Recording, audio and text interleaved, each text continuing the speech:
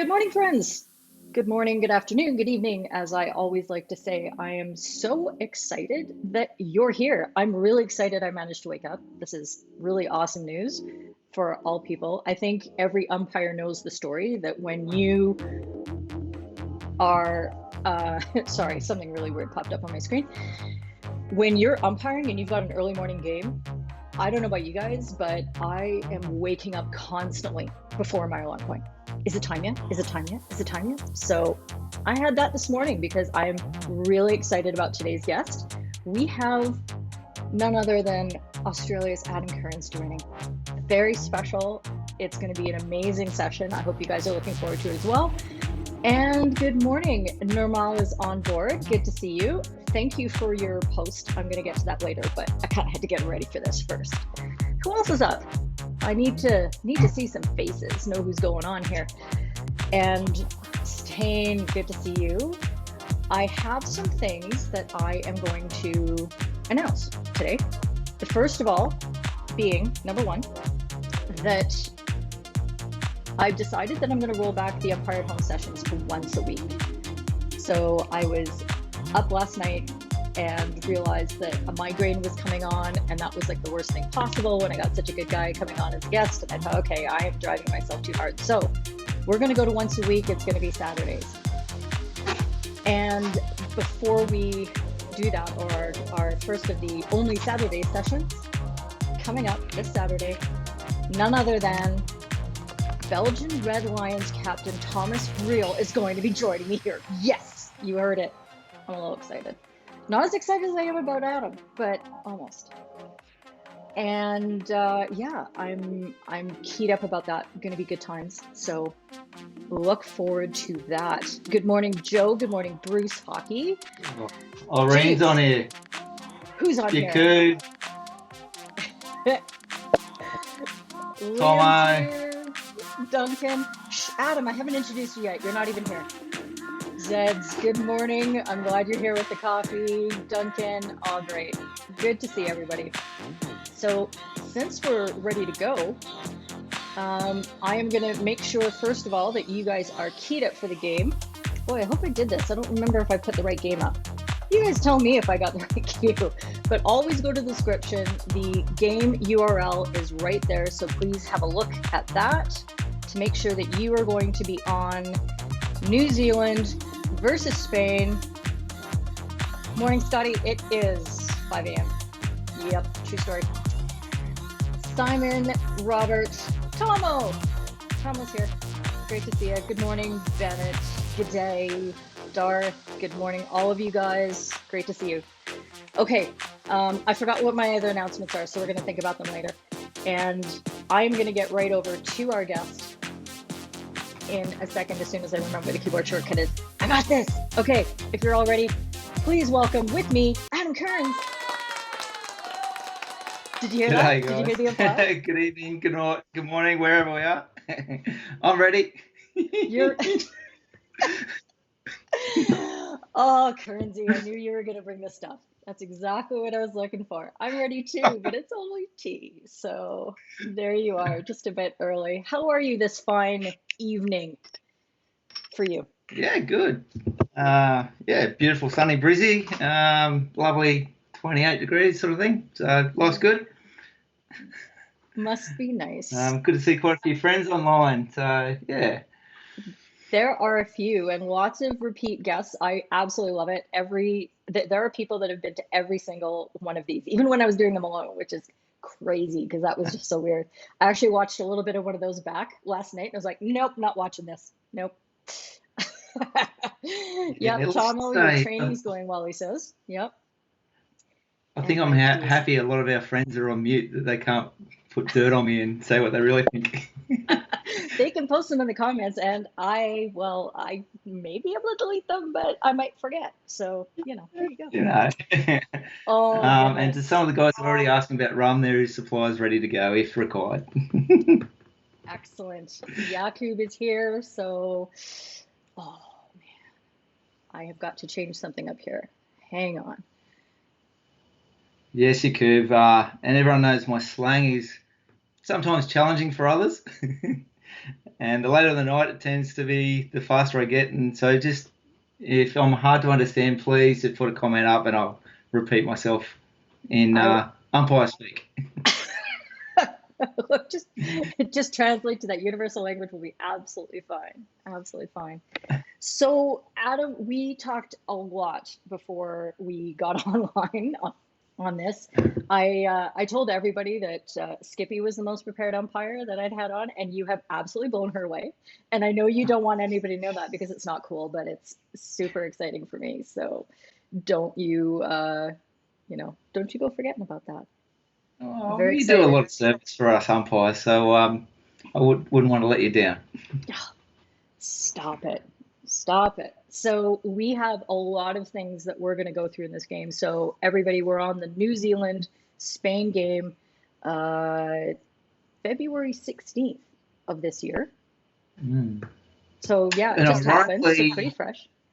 What do we have? This was in Christchurch, but we went to Auckland 2 weekends before that, and I remember we stayed at Sky City, Auckland Hotel, the casino there, and there were tour groups, and I remember subconsciously actually going around them and going, oh, wait a minute, what's this all about? And that was the first sort of inkling about what was to come for the world. So sort of a bit ironic when you look back at it already.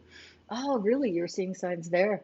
Oh, interesting. Yeah, all we knew about the corona outbreaks, and in this part of the world, it was all coming through Chinese tour groups.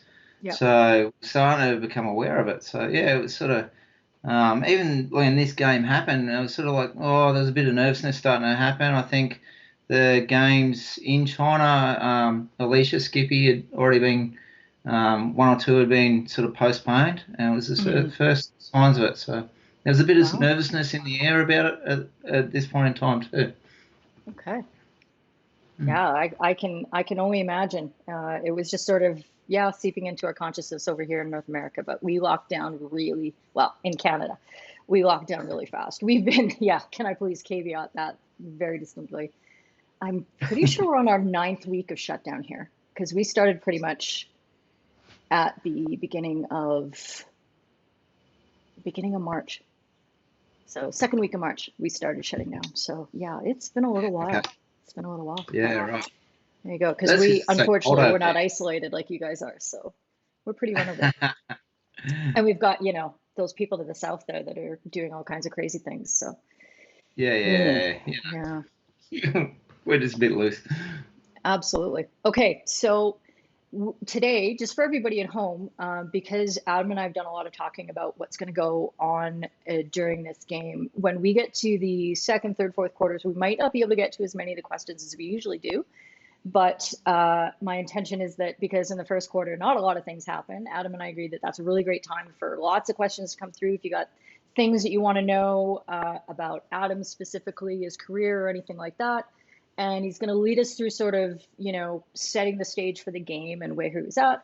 And then we will be diving into all the big content. So hopefully all of you guys are all queued up. I have, let's see if I can, I've got all these complicated like doohickeys and stuff out, and I have no idea if they're going to work. So let's see. The first cue, please show. There we go. That's what we're looking for. 1:38:41 on the live broadcast and 11:10 if you are moving in from the left. So hopefully you guys are all there. Q1. I don't have John on board, so I'm going to have to do all these cues on my own. I hope I don't screw them up. It's going to be tough. All right. So, here it is. I knew it was happening. There's Raghu. He's here. Before we start the game, then, I'm going to take this opportunity because I've got it. Wait. Oh, look at that. Can you see that, Kearnsy? Yeah, I sure can. So Raghu and I did our first ever international tournament together. This young little tiny Indian who came across, and my first ever test match was India versus Pakistan, and he went to umpire Australia and Australia A. And it was like a game of rugby. It was brilliant to watch from the sideline. And Raghu learnt the world of physical hockey outside of India.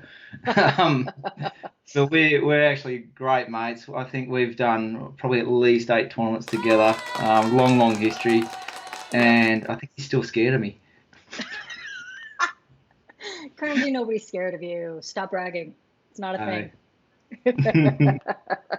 Anyway, it's great to see Urgu on here. He's steadying up because he's going to be coming on later. So, hey, it's going to be good. Okay, is there anybody struggling to figure out where we are in the game to start Q1? Let me just make sure one more time. I'll pop it up. 1:38:41. Lee Barron, I hope you can get all this technology in line so you can watch along with us. Oh, we got a wee Scots lady or two. And we've got a no couple chance of of understanding each other. Absolutely. There you go. Okay, so we're going to get started. Oh, thank you. I think I have been corrected. I had the wrong match going in there. So James has saved our bacon. This is the one, so it's 92075. Just edit that in your URL, it'll be fine. There we go. Okay, I'm gonna do this really quickly because if I spit out this game one more time incorrectly, it's gonna ruin everything. 92075. Okay. We should be ready to go. I hope everybody is queued up because we're gonna get this rolling. Party online. Oh, that really wasn't helpful at all. You can tell it's 5 in the morning. Like I do not have this together whatsoever. Can I have one of those beers? Can you just send them over? There you go. Okay, so I've got a good supply. I bet you do. Okay, so if everybody has your game ready, I got to get mine ready, and we're going to start up this Q1 in 3, 2, 1, and we're launched. And I need to turn this down in my mic. Okay, Kearnsy, let's get this set. So here we go. I'm umpiring with Jarvid today in the match, not tonight. So Jarvid and I, again, know each other really well. We actually umpired the Olympic qualifiers about 4 months ago in New Zealand with New Zealand and Korea together. And as a pairing, we're yin and yang. We actually complement each other really, really well. Jarvid is one of the most peaceful and soulful umpires going around. Very quietly spoken, goes about his business, very clinically accurate, which is great when you're at the other end. And I think we sort of, you've got Spain coming in. I think they're on the end of a bit of a long Southern Hemisphere trip where they've just been to Argentina the week before with some pretty hostile games and some decisions they weren't overly happy with. But also before that, they're on a bit of an up. The European Championships not long before, they made the final, which sort of surprised a lot of people. And they're one of those teams, a very European team, very technically good. They got some pretty old heads with Chubby Leonhardt, Pau Kamada, their captain Miguel Diaz with some really good quality, but they've also got a bunch of really young guys. So they're a bit of a team on the up with, I know, in my point of view, some really big aspirations going into Tokyo as a bit of a dark horse. And I think many people will forget that in Rio, they actually topped the pool table. Rio was really unusual. And going in, they were right at the top of the pool table at least the day or not before the quarterfinals. So they had a really good Rio and then just got blown away in a quarterfinal, which we might touch on a bit later because some idiot gave a stroke against them. So on the Saturday, New Zealand, a different kettle of fish here. They've qualified for Tokyo, so they're quite happy there. But in the Pro League, they didn't win a single game in the year prior, and it's not a true reflection of how they performed. To be fair to them, they had a number of really close draws that went to shootouts. But in the 2020 season, they still hadn't won a game at this point. So add to that I think it was Marcus Child, one of the Child boys, was having a wedding that weekend. So both the Childs were out. Shay McAleese was out. There's a bunch of really senior players missing. So they're that sort of team who backs up against the wall, but they've got a bunch of young blood out there who are trying to prove a point and maybe jag a trip to Tokyo. So their mindset's a bit curious. So on the Saturday game, so this is a Sunday game we're looking at, and as we said, guys, there's not much going on in the first quarter, so don't worry too much. The Saturday game, Spain were quite clinical. They came out, I think it was 4-1 or something like that, and they did a real job on it strategically. They were pretty good. Jarvid and I, you got two teams. Our Spanish-speaking teams, Latin-speaking teams, can be very, very emotional, and if you have a bad day, they can be pretty hard work. They can really give it to you, and they don't hold back. And New Zealand, they're a bit of a different kettle of fish. If things don't go either way, they get quite chirpy and sort of, can get a little bit whingy and that sort of thing. So as an umpiring team, we sort of talked before the weekend started that this is, while it's not a blockbuster India, Pakistan or Germany, Holland sort of game, it doesn't get the limelight from a media point of view. As an umpire, this is potentially a ticking time bomb. And it's the sort of game that really can catch umpires out. One, if you go in the mindset, hey, it's not a blockbuster, well, for a start, you're starting on the wrong foot. Yep. Two, how are we going to manage strategically? This is not the sort of game you walk out like a club game, just go, hey, yep, just go and blow decisions. You actually got to think about how you're going to approach these teams to do a good job and keep their trust and respect throughout the game. And on the Saturday, we were ecstatic. We actually did a really, really good job. It was, as an umpiring point of view, it was like high fives. Yep, we're ready to go and have a few beers. Unlike any other day. Right. But so it was a fair bit of thought going into it, and where we're at. Add to top of that, I'm very conscious. Like I touched on, Spain, I've done a lot of their really, really big games over the last 3 to 4 years. I did the quarterfinal in Rio where they got knocked out by Argentina, and with 3 minutes to go, we were 1-0 up to Spain, and then we had a whole match happen in 3 minutes basically. So came down the other end, we gave a penalty corner outside the circle, and it was my end, and it was way out near the sideline. They actually went to the other umpire, Martin Madden, to review it. We went upstairs to the review, and at this stage, umpires could only review for goal or no goal. They lost their referral. The subsequent penalty corner, there was a shot comes in, rebound comes out, a secondary shot comes in, hits the postman on the foot as their goalkeeper, Kiko Cortez, is coming behind, and it's literally 1 frame difference between giving a penalty stroke or not, with 1:13 to go in an Olympic quarterfinal.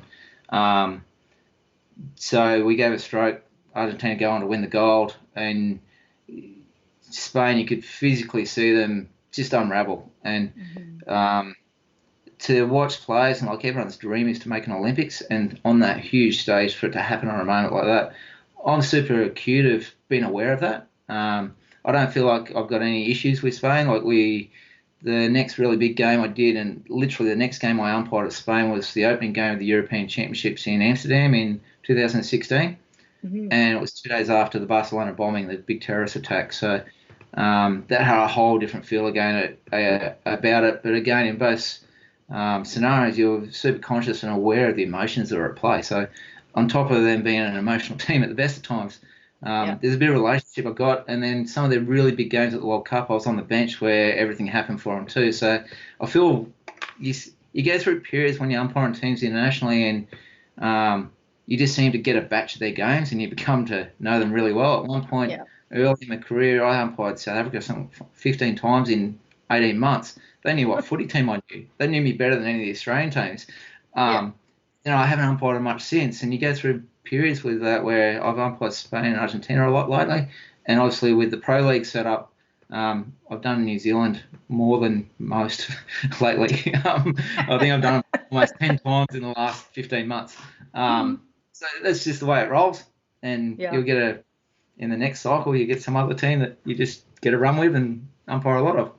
Absolutely. So, all right, well, that's a really good, thorough background to, coming into this game. That's the kind of thing that, I'm not sure if people at home understand, that there is a whole context. There's cultures outside. There's, world events. There's things that happen in past games that you're aware of, but you're not necessarily bringing in you're definitely not bringing in as a prejudgment, but it's something that, you feel. It's the context is there. So that's really nice to know that, that was going through your head.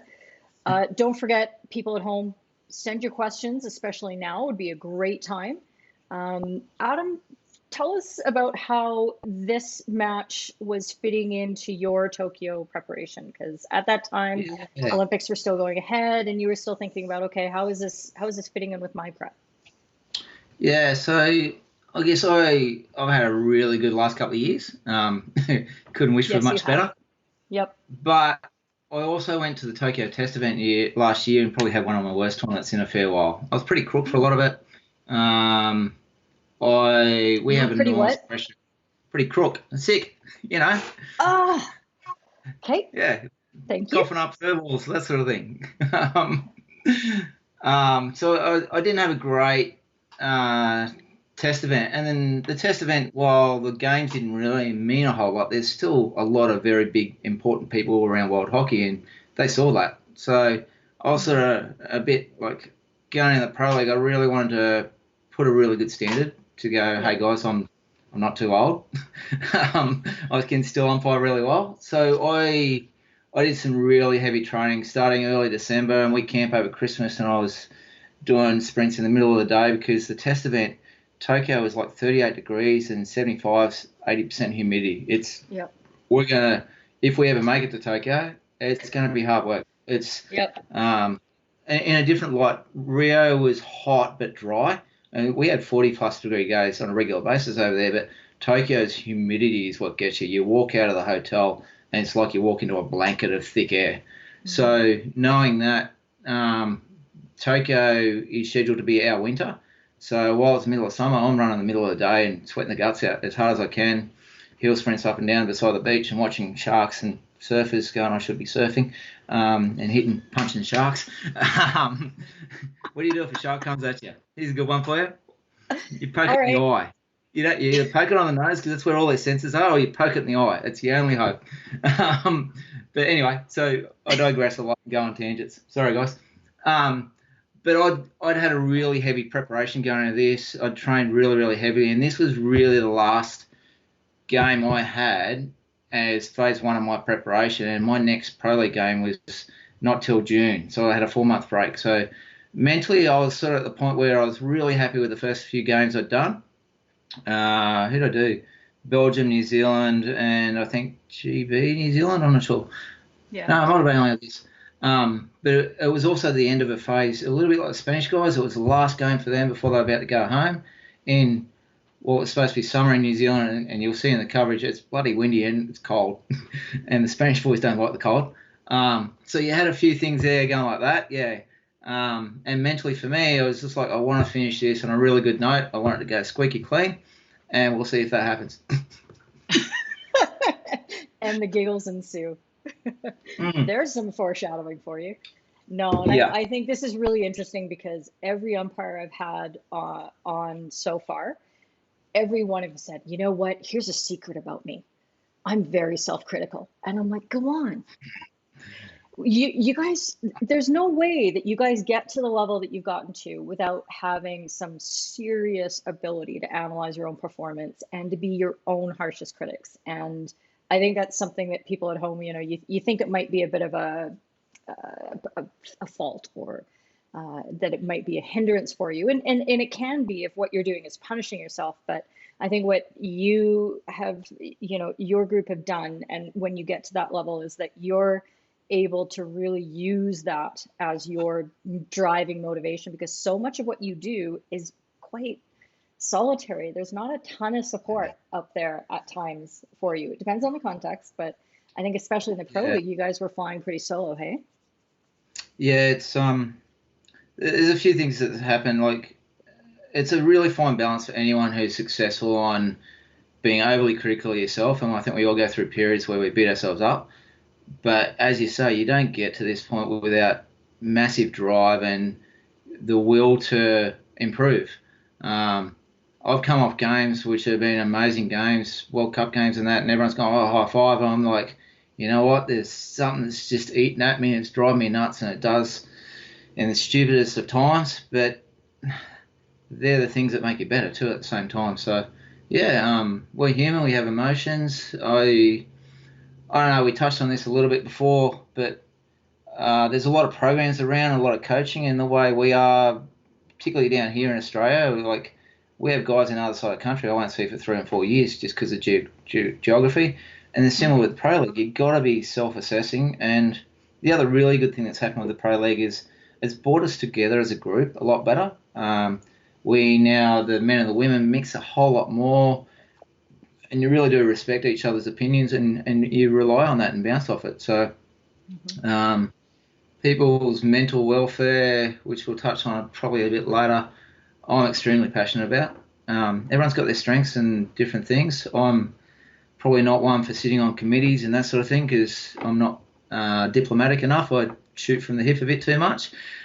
But the welfare of people as a group, and there's some very public things that have happened over the last 6 to 8 months with umpires. Regardless of the decision, the people that are reaching out as a community has been really heartwarming. So, yeah, it's important. I agree. All right, we've been playing Q1 in the background as we've been going, and we're coming to about 1:30 here in Q1. I hope everybody is still on board and you've been enjoying Adam's insights as we've been watching the game on the side. I actually muted it myself so I could really focus on what you were saying.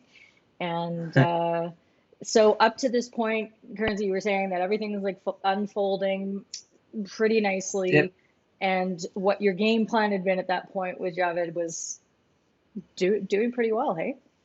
Yeah, I think it was sort of continuing on from the day before, and there's some days you hope for a ripping game that's a 1 goal difference or something like that, and there's some days you go, you know what, if it's a 3-0 game, I wouldn't be too unhappy either. At the same time here, you still wanted to have a good, I guess, umpiring skill workout, for want of a weird word, as a good head out to finish off, and we're getting close to Tokyo, and everyone's aware of it, everyone's conscious of it. There's no hiding from that. Sorry. Putting, all right, just reading it.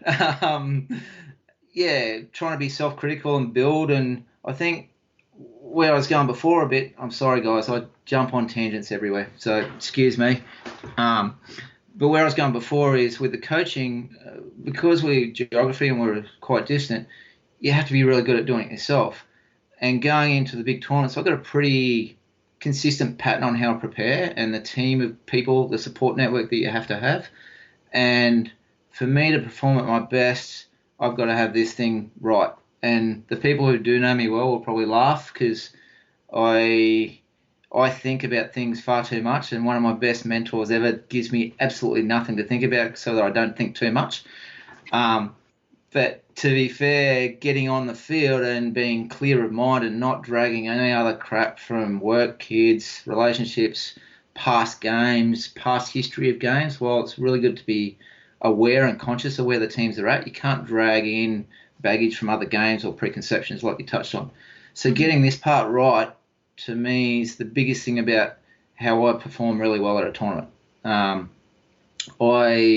I go into tournaments and I enjoy getting my hands dirty early. So often the umpires managers ask guys how they like to prepare. And believe it or not, I actually need people to reinforce my self-confidence. If I'm confident, I'm trusting in myself, I tend to umpire really well. But I'm also not really good at sitting still. So I like to get my hands dirty and do games really early in a tournament. And for a lot of the really big tournaments recently, I've umpired on the first day, and it works well for me. Other guys really like to watch everyone else and get a feel for where it's at. I'm better off putting the blinkers on and just doing my thing. Curiously, in Rio, a lot of people ask me how Australia is going, friends back home. I couldn't have told them. I didn't even watch the Australian team. And even a lot of our other umpires, I didn't know how they were going. I just worried about, and particularly when you go to a really big tournament, and here's one for a lot of young umpires coming through, whether you're going to your first national championships, not worrying about what everyone else does, just worrying about what works for you. And that's really, really important. The bigger the tournament you go to, and like Alicia Newman's going to go to her first Olympics, and she's buzzing, which is fantastic. But Olympics is like if you do a World Cup, same 12 teams, well now 16, players don't change, the game skill doesn't change. It's the noise that goes on outside of it, whether that's umpire noise, whether it's player noise, whatever it is, being able to just tune out of that a little bit, still enjoy the moment. It's really, really important that we enjoy ourselves. If you're not enjoying yourself, and where people were asking about how you be self-critical. If you're being too self-critical and you're not actually having fun, it doesn't tend to work well for you. And the guys who know me really well, Angry Kearnsy's not pleasant for most people, but Angry Kearnsy doesn't umpire very well either. And that's the reality of it. And it's taken me quite a lot of years to work out what drives me really well. I go to a tournament, my warm-up, I drive everyone nuts. I've got a bouncy ball that goes crazy in a dressing room. I've got a soft footy that I throw around. But the soft footy is quite deliberate because it brings our umpiring group together. Everyone interacts, and sometimes our tech bench people will throw it, and every now and then you get a coach or a player throws it too. And it lightens the atmosphere, and it's quite intentional. And for me, it gets me in the right frame of mind, so I'm having fun and I'm relaxed. It gets my hand-eye coordination going really well. It just gets the right vibe, gets that going. So you're not too serious. I don't premeditate a lot in the game plan because you just don't know what the players are going to do, and you're not trying to control them either. So, I'm talking way too much. Sorry, guys. Well, we are probably, some people are probably well into Q2 now, so I need to pull them back. We're going to re-queue up and get that going. So the queue is 1:28:55 or 28:56 if you're on the left-hand little cursor, okay? We're going to get ready for Q2. I mean, Adam, those are all really valuable things that you shared, and I don't want you to hold back when you've got things like that to share, because it is really important. But I know there's a lot of things that are specific in this game that you wanted to, go through and explain for us. That's going to be really important. So hopefully everybody's ready for Q2. And I'm just looking at the other screen, sorry. Yeah, I'm just trying to get where we're at. So we're starting Q2. I'm way into Q2. I know. Right. I know. You got to stop and you got to pull back. If you're using my version, it's 15:37 for you. Sweet. Duncan's just talking about Glasgow, and we were doing a warm-up game, and there's a bit of a security test. And the umpire manager said to me, "Can you throw your footy on the field?" I said, "What do you mean? It's just two club teams playing." They said, "We need to know what goes on and what they're supposed to do." So I threw the footy at one of the umpires. I think I might have hit him in the head or something. Yeah. But the Glasgow staff didn't react, and they were in a bit of trouble over it. So that's where Duncan's comments coming from. I'm sitting there going to the umpires, man, you trying to get me thrown out here or what? So it sounds like it was Barstow that you were pegging off there. Does that sound about right? Course. The ball boys. Yeah. Nah, Daniel's, we've got, again, did a Junior World Cup semi-final together, room together, and there's a whole bunch of things I'm not going to say. He's got a beautiful young kid, and I hope he's enjoying fatherhood at the moment. You bet. Okay, everybody, we're going to get started with Q2. Are you ready for that, Kearnsy? You all? Yeah, right. Pretty much. Oh, and look at that. It would appear that Barstow has joined us, so good to see you, friend. Okay, so we're going to start Q2 in 3, 2, 1, and off we go. So I think some of the things we're looking for, like literally nothing happened in the first quarter, guys, so other than me talking too much. And you just sort of have a look for, okay, how do the teams come out here and what's sort of going on? And what sort of is, have they got a rocket from their coaches? Is anything changed? And making sure we stay with that tempo change and the strategy of it. And the Kiwis have come out and gone straight into a corner by the look of it. Yep. Do you really notice their body language and their how they're talking to each other and things like that? And does that cue you up as to what's going to happen here? So like I said, I'm not great on details, so I often walk after a game and an umpire manager goes, "What was that decision?" Well, what decision are you talking about? But in saying that, I'm very much an intuitive person. After spending all that time, and I really go on the feel of a game, so it just sort of comes with it. I'll often cue my fellow umpire in and just go, "Hey, buddy, just our tempo's going up." I don't talk a lot on the radios, but as much as I'm really hard to understand for most people, I talk really fast. On the field, I try to be very, very clear with my radio talk. Yep. I know Frenchie likes it, our umpire manager from New Zealand. I tend to be very, very clear, very to the point. And one thing when you're using radios, guys, is if you want your other guy's attention, particularly if you've got a lot going on in a game, say their name first. If anyone ever says your name first, you always look up and go, okay, they've got your attention. So there's a couple of really little things like that I tend to try and do. So the Kiwi boys have just scored. Hopefully we're about the same spot in the game. Yep, that's exactly right. We're just watching a few replays here. Yep, so again, goal's just been scored. The coach killer is a goal in the next 5 minutes to the other team. So you always, just as a mental cue, you know that's sort of happening. Okay, what's going to happen? Immediately the ball's going straight down the other end with the Spanish into the Kiwi attack. So you go, right, okay, the Spanish have lifted a gear straight away. Yep. Just, okay, are we going with it? Are we alert, ready after being asleep in the first quarter? Joe, are you with me, buddy? Yep, good. We barely even seen him in the first quarter, so yeah. Was this a fairly back and forth game? Did you feel like you were far apart, or did it kind of flow into segments there? Yeah. No, these teams aren't generally high scoring teams. So, and you watch, there's a lot of ball being knocked around the midfield. So it's going to be a breakaway or a real, I think in world hockey now, our teams have got really, really good at defending. And sports science, there's many things that are great about it. There's some things I hate because we've become really robotic, but we're also extremely good at defending now. So internationally, when you finally get a chance for a breakaway or a turnover to break that unstructured defense, that becomes critical. So our whistle timing in a game like this is really crucial to going, right, how do we stop these two teams from getting too argy-bargy because there's a lot of midfield going on. But at the same time, the minute there's the opportunity for a breakaway or something like that, you want to make sure you allow it and enhance that. And that's one of the really good skills as an umpire, being able to read that and almost create the opportunity, allow that opportunity to, not create it, but allow that opportunity to evolve. And if you're really good, I think the best thing for me as an umpire is a fantastic advantage goal that you've allowed, that it allows a team to score, where many umpires might blow a whistle really early and it just smoulders the whole situation. So a game like this, you don't expect a huge amount of goals, but those timings, you're conscious that that's going to be critical to the spectacle we can be a part of. Yep, absolutely.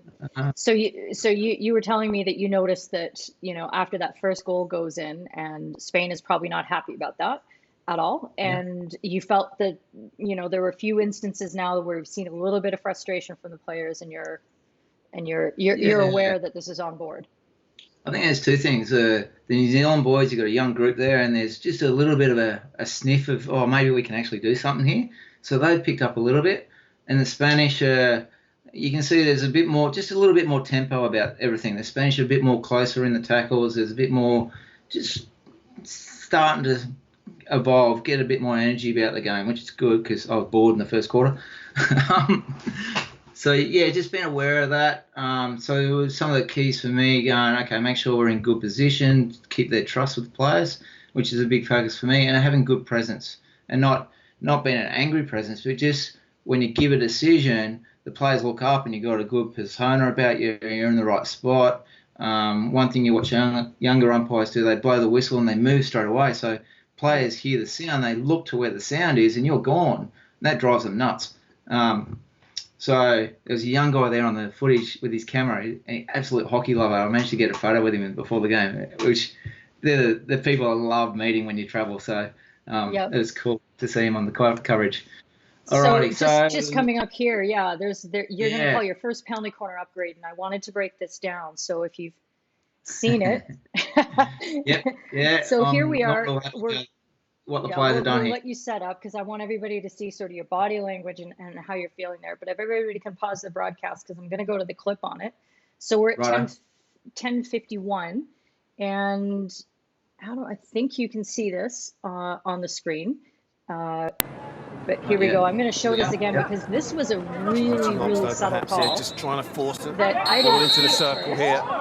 You banged in that corner right away and very clearly indicated what you were looking for. We'll just look at the replay. Lip service there from Nick Ross.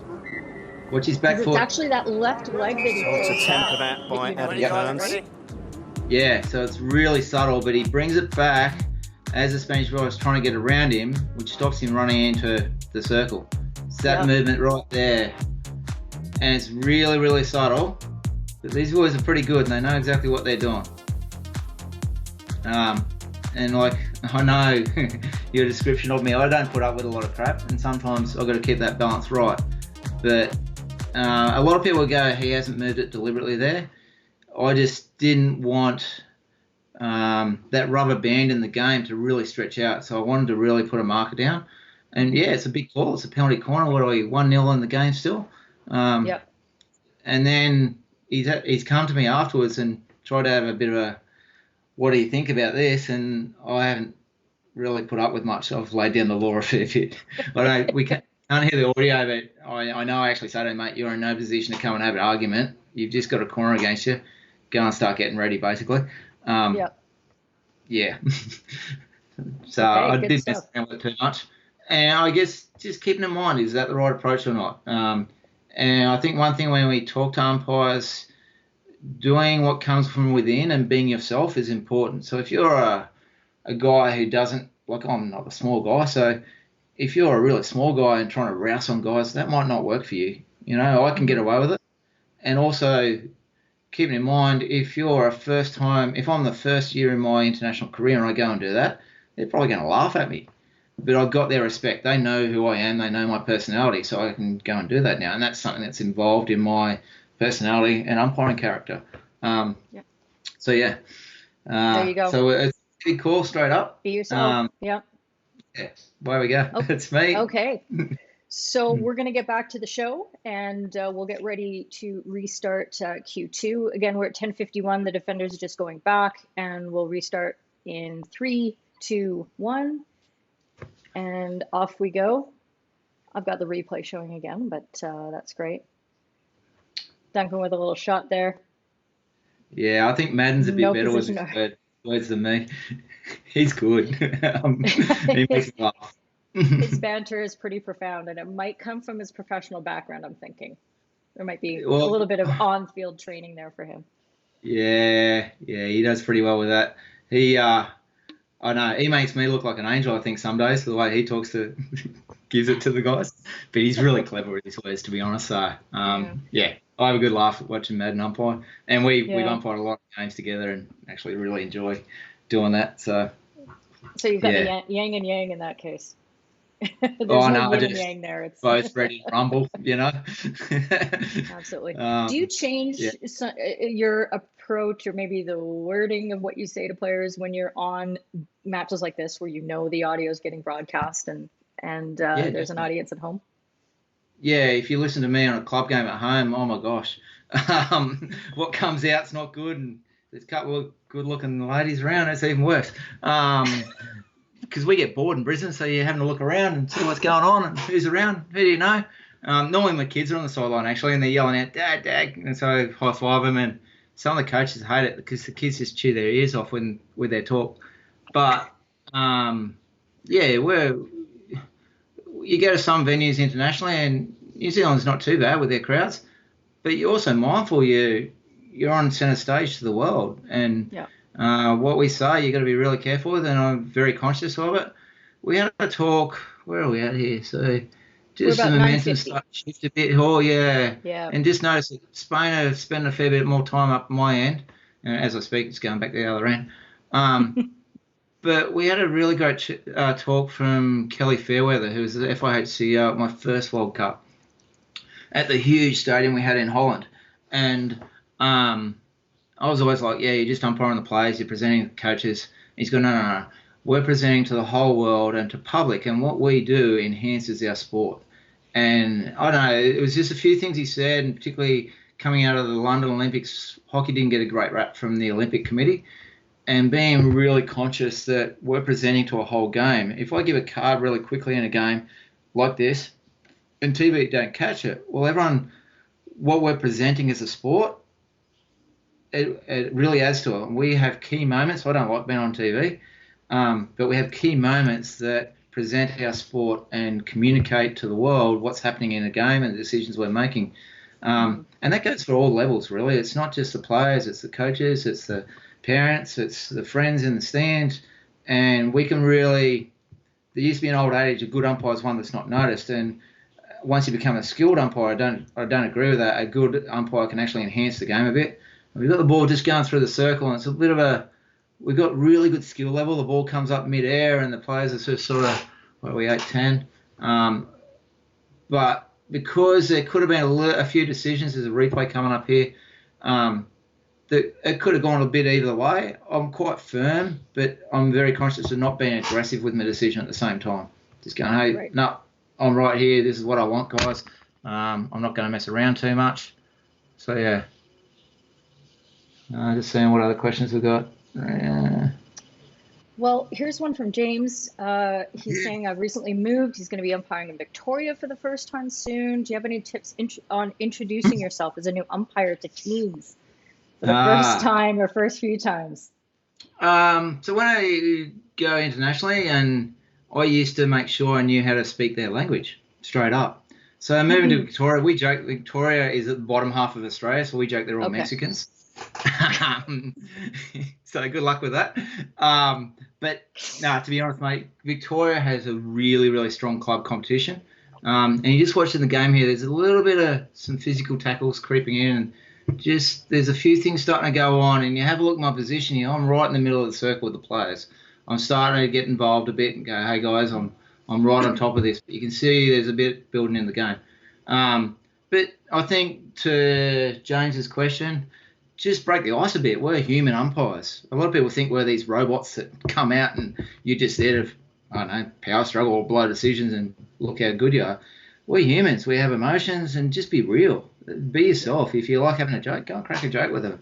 If you like shaking hands or whatever, talking the footy, if you know the teams, hey, what happened to the footy last night? Wasn't that crazy or whatever, or it's ice hockey or soccer or whatever it is. Be real. Have a personality. People get to know you, and but what's really important there is developing a relationship, because when you have a relationship and then something happens later in a game, well, instead of the heat being all the way up here, well, you've got a little relationship. You've got something to work with already. Yeah. And that counts later on. Absolutely. So I think where we are, the players just starting to, it's still just brewing. The game's just, there's not a lot happening, but there's a lot more energy. There's a lot more midfield again. New Zealand hasn't really got into the 25 a lot yet.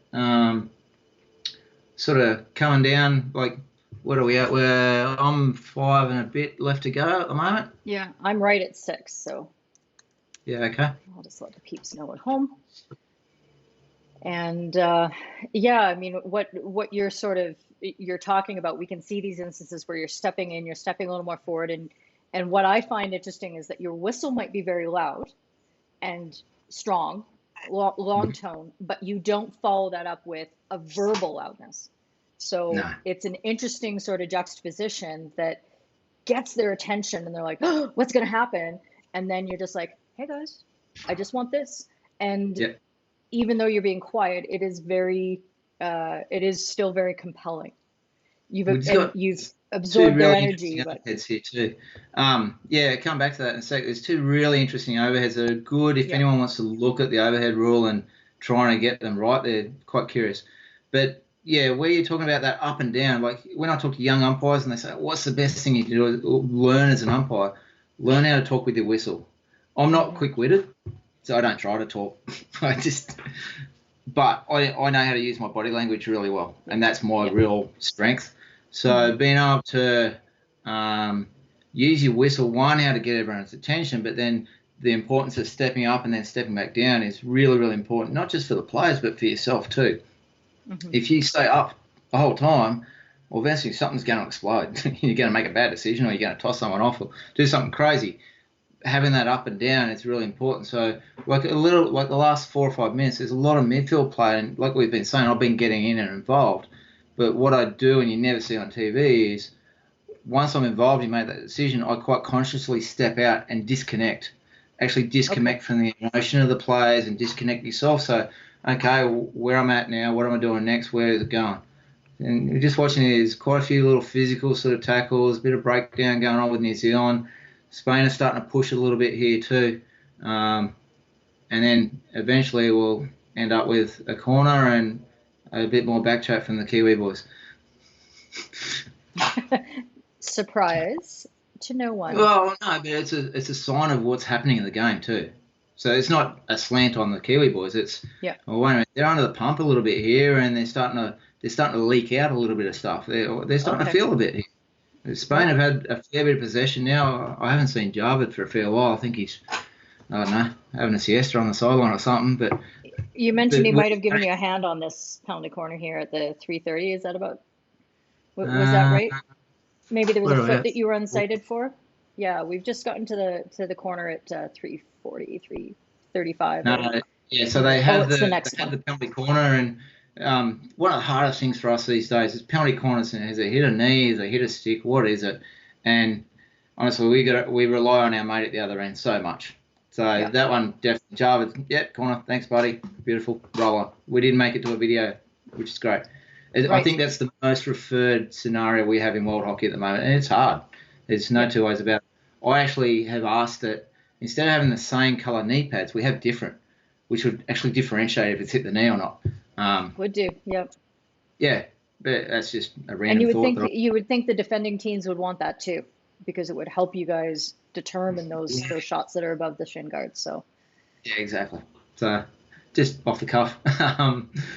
No, that's interesting. That's a good observation. Yeah, and there's a few things happening at the World Cup that I know we've talked about, where kicking fullbacks, but also there was quite a few really controversial and hard ones to get right.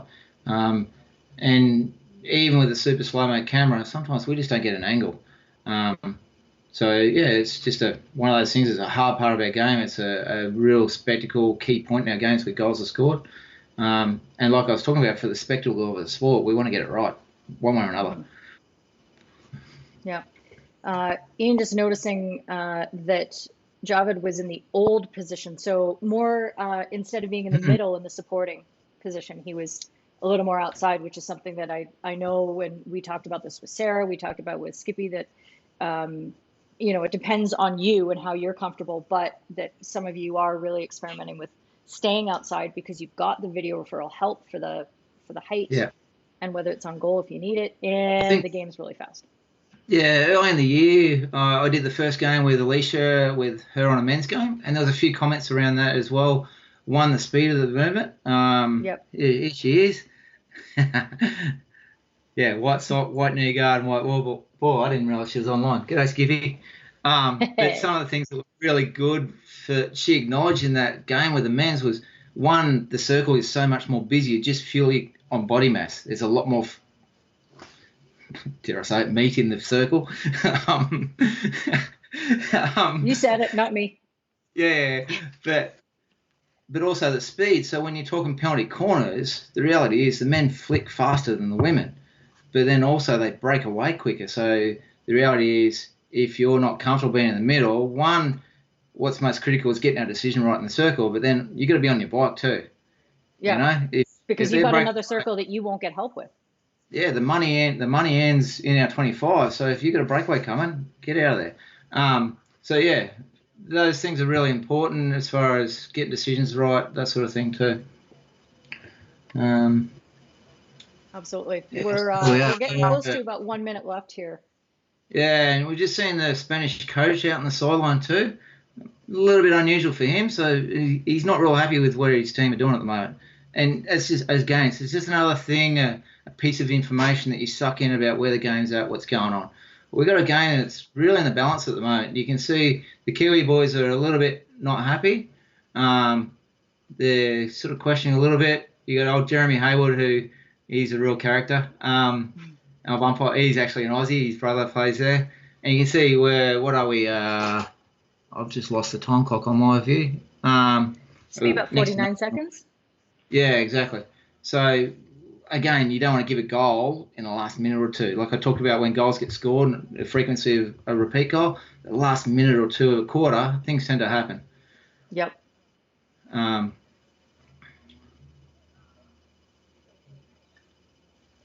Yeah, that was actually a piece of feedback that I got at the Junior World Cup back in 2009 that my UMs pointed out to me. Keely, you're giving some big decisions in the last minute of every time period, and we're not so sure if they're correct. So where's your head at when that's happening? Be aware of the importance of those decisions and how much they really do not necessarily impact the game from a sort of statistical sense, but how emotionally we tie a lot of significance to those calls at the ends of the game. So yeah, and that's where, like I say, I don't remember a lot of key decisions. To me, it's more about how we manage the game. And when you're coaching a young umpire, looking at little signs like that to go, okay, is their head in the right place? Or are they thinking about what they're having for half time? Or are they still thinking about a decision that happened 5 minutes ago? Okay, so we've got next to no time left remaining. Yep. And the Spanish boys aren't happy. They've got in the face of one of the Kiwi players, and you can just sense there's something going on here. It's just simmering away. You got the kettle on, and it's just starting to brew a little bit. So I get in and have a bit of a chat to the Spanish player, and it's as much to know so that the Kiwi guys know that I'm not going to have that. So they know, everyone knows that I'm aware of it. I'm on top of it. I'm never going to give cards. I just need to go, guys, and you can see as half time comes, they're high-fiving each other. Yeah, okay, guys, handbags. I've had Kiwi players, we've had quite a few corners in the last few minutes, and not one guy, but just a bunch of them are having a bit to say. So as half time goes, I grab the captain. I just go, guys, I want to have a talk to him. Now's the perfect time before he goes in the change room. I'm not angry at him. Kiwi manager's not happy with me. I don't give a rat's about him because I need to get a message across. And where's here? I'm not talking angrily. I'm just going, mate, there's quite a few things going on here. This isn't right. It's not acceptable. And a little bit like we're talking about the spectacle of the game, we can't have this coming across our TV coverage. We're all there to respect each other. Show that for me. Yeah. All right. So, so you're having a little chat there. Yeah, and I think I had a mentor a long, long time ago say to me, if with back chat, everyone's got their own tolerance levels on what's acceptable or not. And most people say mine's a lot less than many. But I'm not out there to be disrespected. And what I was told was, if it's getting in your head and it's going to start affecting your decisions, you need to do something about it. Whether it's managing the players or disconnecting yourself and using your own strategies on how to manage it, if that's happening and it's brewing in the game, you've got to address it one way or another. Yep. So that's what I did today. Whether it was the right thing or not, I think that's a really great point, that you're not just addressing what the game needs, but also understanding that your performance is what the game needs. And if you need to reset things with the captain, establish some rapport, set down your guidelines, then if that's going to, get you to where you need to be to do a good job for the rest of the game, that's exactly what you should do. I really like that. Okay, we're going to get ready for Q3 here. I'll make sure that everything is set. We've got 50-56 or 58-55 on the left-hand side. Darth here chiming in, just saying, yeah, good job in addressing it. I'm just plopping up graphics all over the screen. So good. From everywhere. It's not bad. I think it's pretty slick. Being mindful of your own, like we've talked a little bit about relationships you have with captains and that. And the Kiwi guys know me. Yep.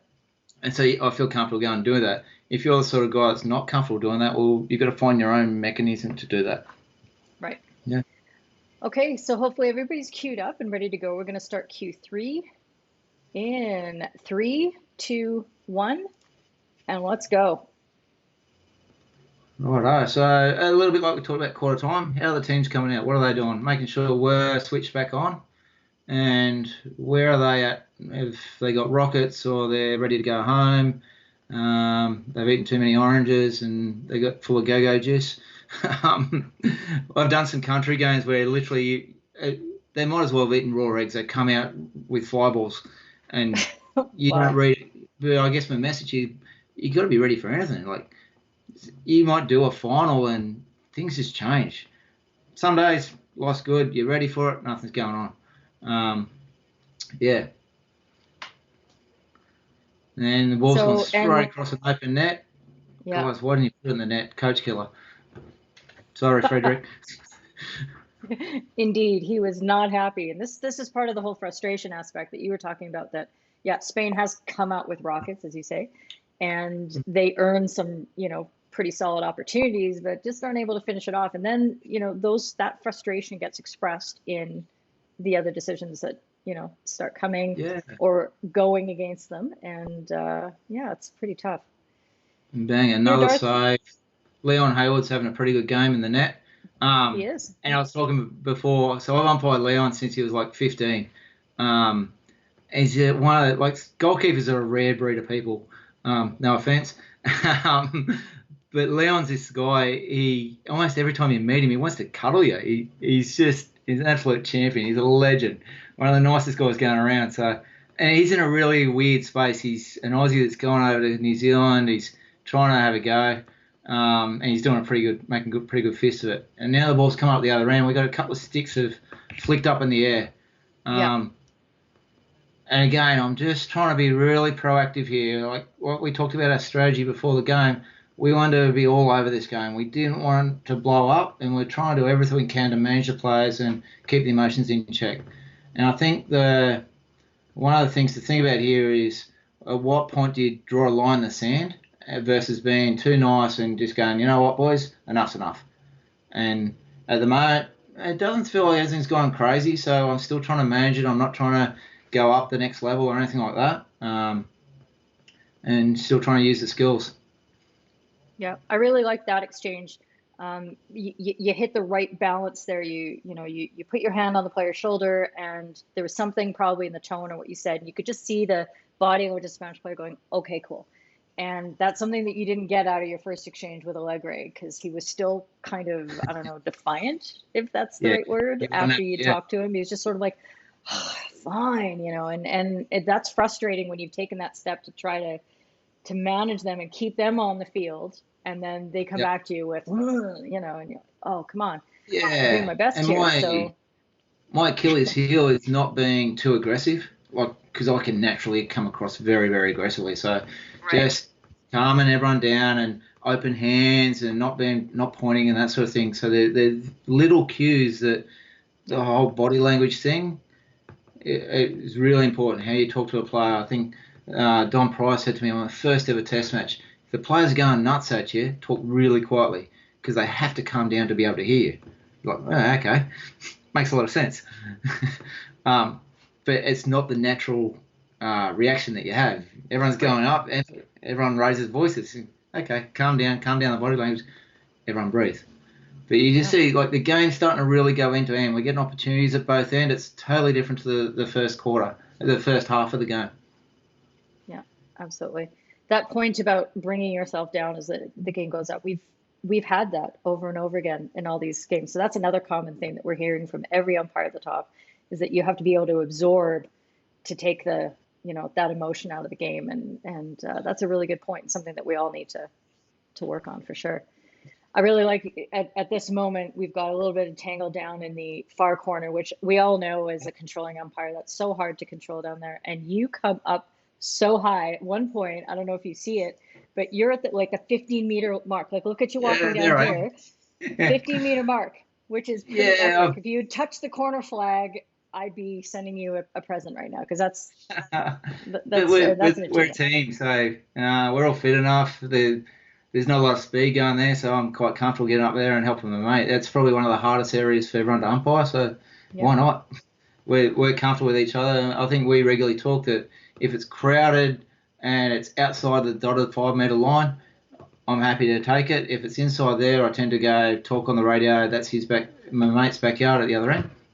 Right. But everyone's okay with it. We've got good presence. We're getting good decisions. Everyone knows we're working together. That's probably the most important part of that. Absolutely. So things have settled down a little bit in the game here. So Darth's question here, how much does the relationship that you have with your TOs and your judges matter for you? We're all one team. So we generally go out together these days at the Pro League and that sort of thing. Everyone knows each other really well. But they need to do their job. We need to work together. So it helps a lot. If I need help, radios fall apart and that, you need these guys to help you too. So, we're all, it's good respect. Everyone's got their role to do, and away you go. I think that the biggest thing for me these days about our game is, and probably what we're all missing at the moment, is the mateship. We do some amazing games, that sort of thing, but the thing I appreciate the most is the great mates I have from around the world, and it's gotten to the point like guys like Ragu and Martin Madden and Dan Barstow and that. It's not, you know, so much more about each other than just hockey. We get on Skype calls and that sort of thing, and everyone says hello to everyone's kids. I was lucky enough at the Commonwealth Games. My boy had his first birthday in Glasgow, and the missus and the boy got to come to the hotel and meet everyone and that sort of thing, and that's what's special to me. So it's those friendships that in years to come we'll all be able to be old and go and drink wine together on travels and take care of each other and have a good time. So yeah.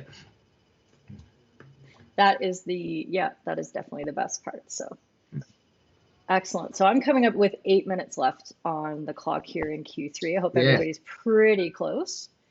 So again, the game's just sort of settled down a bit. There's not a lot really going on. They're just sort of doing their thing.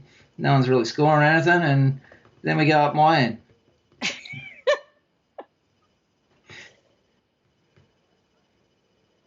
And this is leading into a big video referral now. You've come in, the goal's been scored, and what's going through your head right now? So it's funny. I've talked about feeling and being really intuitive here.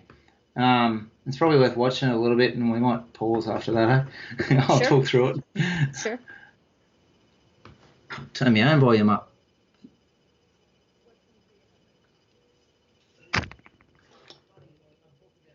So what Spain's referring here is they're asking about what they felt was a foot just inside the 23. Correct. And you pointed out something really interesting that I actually totally glossed over when I was clipping this and talking about it with people. Don't say it. I want to see who picks up on it. Who's on the feed and picks up something that's not referable about this? There we go. There's the challenge, guys. So one thing, this I think it's the first referral of the game. So being really clear with what our decisions are.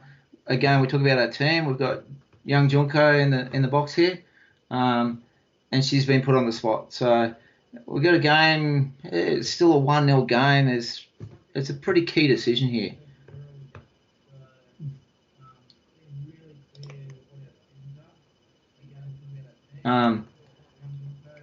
So there's something like I've been talked about. Like I go on my gut feeling a lot when I'm umpiring. There wasn't a lot happening, but the lead up to this, if you watch it, it started way back at the other 25, and there's every now and then you just get a feel that something's brewing. Like if we didn't have video referral, I probably would have made maybe a bit of an educated guess here and go, I'm pretty sure that was a foot. But knowing that we've got video referral and just the feel that's going on, I was going, you know what, I'm going to let this roll because you know you can use the video. That's cool. Has anyone picked up on what's illegal about this referral? Has anyone picked up on it yet? If anyone's listening still. Oh, they are. They're still talking about how great it is to have friends on and off the field. So we're at we're at 7:34, and you are now needing to engage in some more conversations because the goal's been upheld, and you're back talking with Allegre, who that thing didn't go too well in the second quarter with. Yeah. So.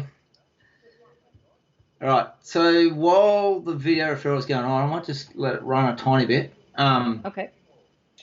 You can sense the Spanish are brewing. They're not happy. And one of the things that happened with the reality of costs in world hockey, we only have 6 cameras available at Pro League, which puts a real limitation on our poor guys that are in the box. And you can see the Spanish are remonstrating everywhere here. But before the decisions come down, I'm going, geez, if this stays a goal, all hell's going to break loose with the Spanish. They're going to misbehave. So the minute that we go, okay, this is staying as a goal, I can see the Spanish all coming at me. So okay, who can I talk to here to try and calm them down a bit? Just try and get some sanity here. The captain's not on the field, so I grabbed David Allegre. He's a senior guy, been around forever. I just go, mate, I'm not going to talk to everyone at one moment. One, we can't have crowding and trying to talk to them all in one hit. It's just not going to work. So I grab Allegre, I go, mate, we've explored everything we possibly can. Nothing's going to change. I trust my friend in the box. I don't know what camera angle she's seen that we can't see, excuse me. we got to run with it. And you can see our TO, and the guys were asking about our TO is Josh Burt, who I've got a long, long relationship with, many years. He's already in the bench trying to go, hey, we can all feel that no one's going to be happy about this. Yeah. So we've tried to talk to him. As it's going on, the Spanish bench is still going pretty AWOL. They're really having a fair bit to say. You can actually hear I go, guys, enough. Stop. No more. I've done a couple of things here. I'm really starting to push the boundary. I'm being really nice here at the moment, trying not to blow things up even more. But it's just, the whole game's just changed instantly. You almost forget about what's happened so far. You just go, okay, right, we've got to reset here because we've got to somehow get their trust back and pull the strings back in. Just on Junko, her words are very, very clear. It's just one thing she said. She just said yes when I asked a question, and it created a lot of confusion. And the perception I think a lot of people felt was Junko didn't appear confident, and I reckon that's the only crime she's done. And poor Junko really took this one to heart. And there's a lot to learn from this as a young umpire going in, let alone, don't even worry about the male-female thing, going in with two tough teams, because I think the male-female thing, just for reference, is a non-issue. We all play the same rules. We've been around forever. You're not an English speaker. You're walking into your first series of Pro League and you're in the video box on your own under enormous pressure, and you've had a really, really tough video decision go towards you on a very emotional team. That's tough. That's really, really tough. And we talk about player welfare. Like, there's stuff that went on here. I really worry about people in these scenarios, and you talk about support mechanisms and what have we been given. And one of the big problems with the Pro League is you're there for the weekend, then you go home and you're left on your own devices to deal with whatever you're dealing with. So we've got all this sort of stuff going on here. And for anyone that listens, Junko's words, there's a few video referrals to come. She's actually very, very clear with what she says to everyone. And I think, overall, I think she actually did a really good job. No one's even worked out what was illegal about this referral. So we've still games going on here. The ball went back outside the 25, and we're not allowed to refer it. And none of us picked up on it until midweek after it. Yep. So just to add to all of that, and to where we're on, so we got the Kiwi boys are starting to get knocked down. It's still brewing here. It's gone across an open net now. The Kiwi guys are choked on one that they should have put in. I'm getting pretty animated with my decisions. We talk about coming up and down, and I think one of the things, I don't know if I come down enough here, but sorry, I've lost my train of thought totally. No, that's okay. You were just talking about how, you felt like you were starting, your whistles were getting louder. You were really starting to sort of react what was going on. Yep. Duncan saying he didn't even spot it. Guys, I didn't spot it either. And this is kind of my jam, even more than anybody else. I'm the nerd who's supposed to see it. Jason, word about 3:30, by the way. And James just has a quick question here. Referrals in the 23 can only be made in relation to calls regarding PCs. So yeah, even though that the call was about the free hit that they thought should have gone the other way, if that leads to a penalty corner, that could be referable. The point that Adam's making is that if the ball goes outside the 23, that like resets the play. It's like, correct. Okay, that's over. So now the fact that there could have been a foot inside, and then as soon as the ball goes out, boom, the play's over. So yeah, that was one of those big technicalities. Yeah. If we seen a foot on the referral and disallow the goal, I don't think anyone would have complained. If you're a lawyer, you go, you know what, you guys got it wrong. So when you're making decisions and you're not sure about something, I think what I tell young guys is come back, is it fair? Is it fair inside here and in your gut? Is it a fair result? If you're not sure and worry about that, and I know that's technically not correct to say, but ultimately that's a large part of our role as umpires. The foot, like I said, I never swore it hit a foot. If we didn't have video referral, it would have been 99% on instinct. Yeah, I reckon that hit his foot. I spent a lot of time looking at that video referral. I've got a bigger TV out at home. slowed it right down, and it's still inconclusive. Yep, I agree. The ball bobbles up off a stick. It looks like it might be hitting a foot. Maybe, maybe not. Now, you just had a look, sorry, while we're talking. It's finally come down Java's end. Hooray, it's away from me. And there's a breakdown happen, and Java's jumped straight on it. And that's why I talk about Java's really, really good technically. He's just gone, yep, bang.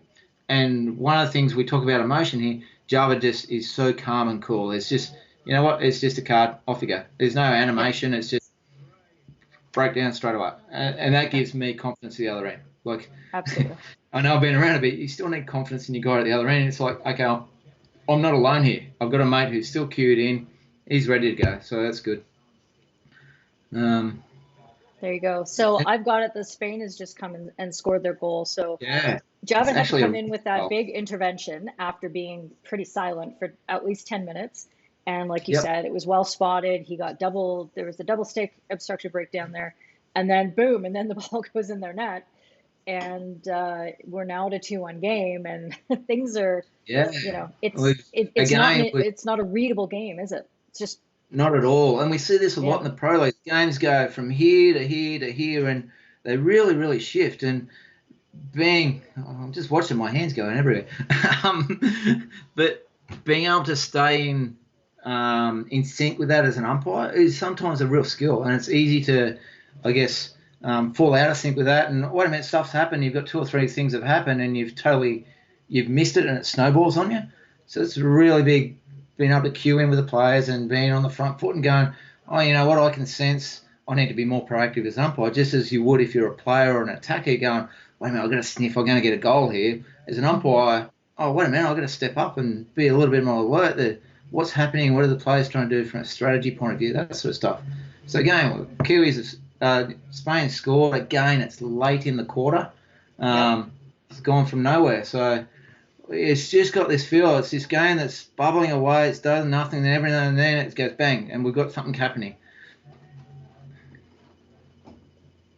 Just wrapping down the last 30 seconds here in this quarter. Yeah.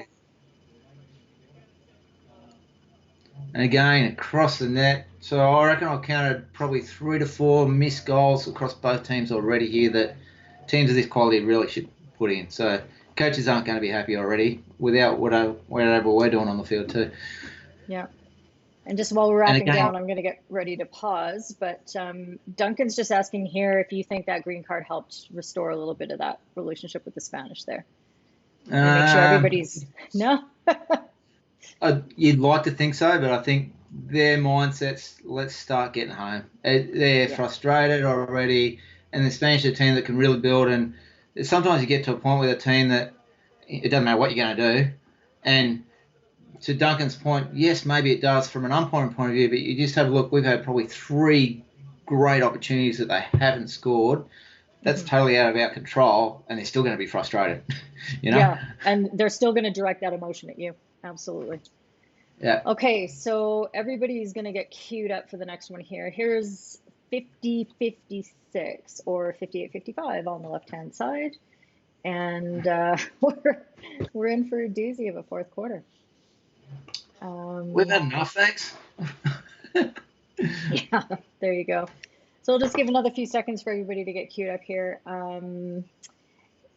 Skippy just made a comment before that I flashed up that back to the video referral point that Argentina tried to refer a free hit way back in the other end before the ball flowed down into their end and ended up in a goal. Yeah. So there definitely is a little bit of confusion as to what can be referred and what's part of the play, but it seems unfair that the ball just slipping over the 23 meter then negates the ability to refer something that clearly was kind of part of the play, but you have to set these arbitrary lines, don't you, or else you'll have no limits. Exactly, yeah. We'll end up with 1,000 video referrals in a game that looks like gridiron. It's just the reality of it. So, yeah, I think the reality of the video referral is teams have the right to use it strategically. It's a part of the game now. Mm-hmm. And particularly going into major events, we always see 1 or 2 things that the coaches have thought we can try this and find a loophole in the rules. And going into Tokyo, I guarantee you there's going to be a few things thrown out where people get tested and by boundaries, whether it's a referral that they try and stop a game and they get away with, And I know there was one in the Women's World Cup where one of the girls got it wrong, or one we're going to see later on. But these things happen. Yep. So, yeah. You bet. Sorry, everybody. I did get the wrong cue there. I put up the third quarter cue instead of the fourth quarter.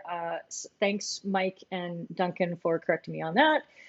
29:48. It's hard. I'm so it's early, guys. I'm watching the sunshine. Literally, like the sun is coming up right in front of me. It's actually quite a pretty sunrise. I'm getting good. How about you? I know, it's almost 1 o'clock. I've got maybe 40 more minutes until I can't. It'll kill me. I'm too old for that.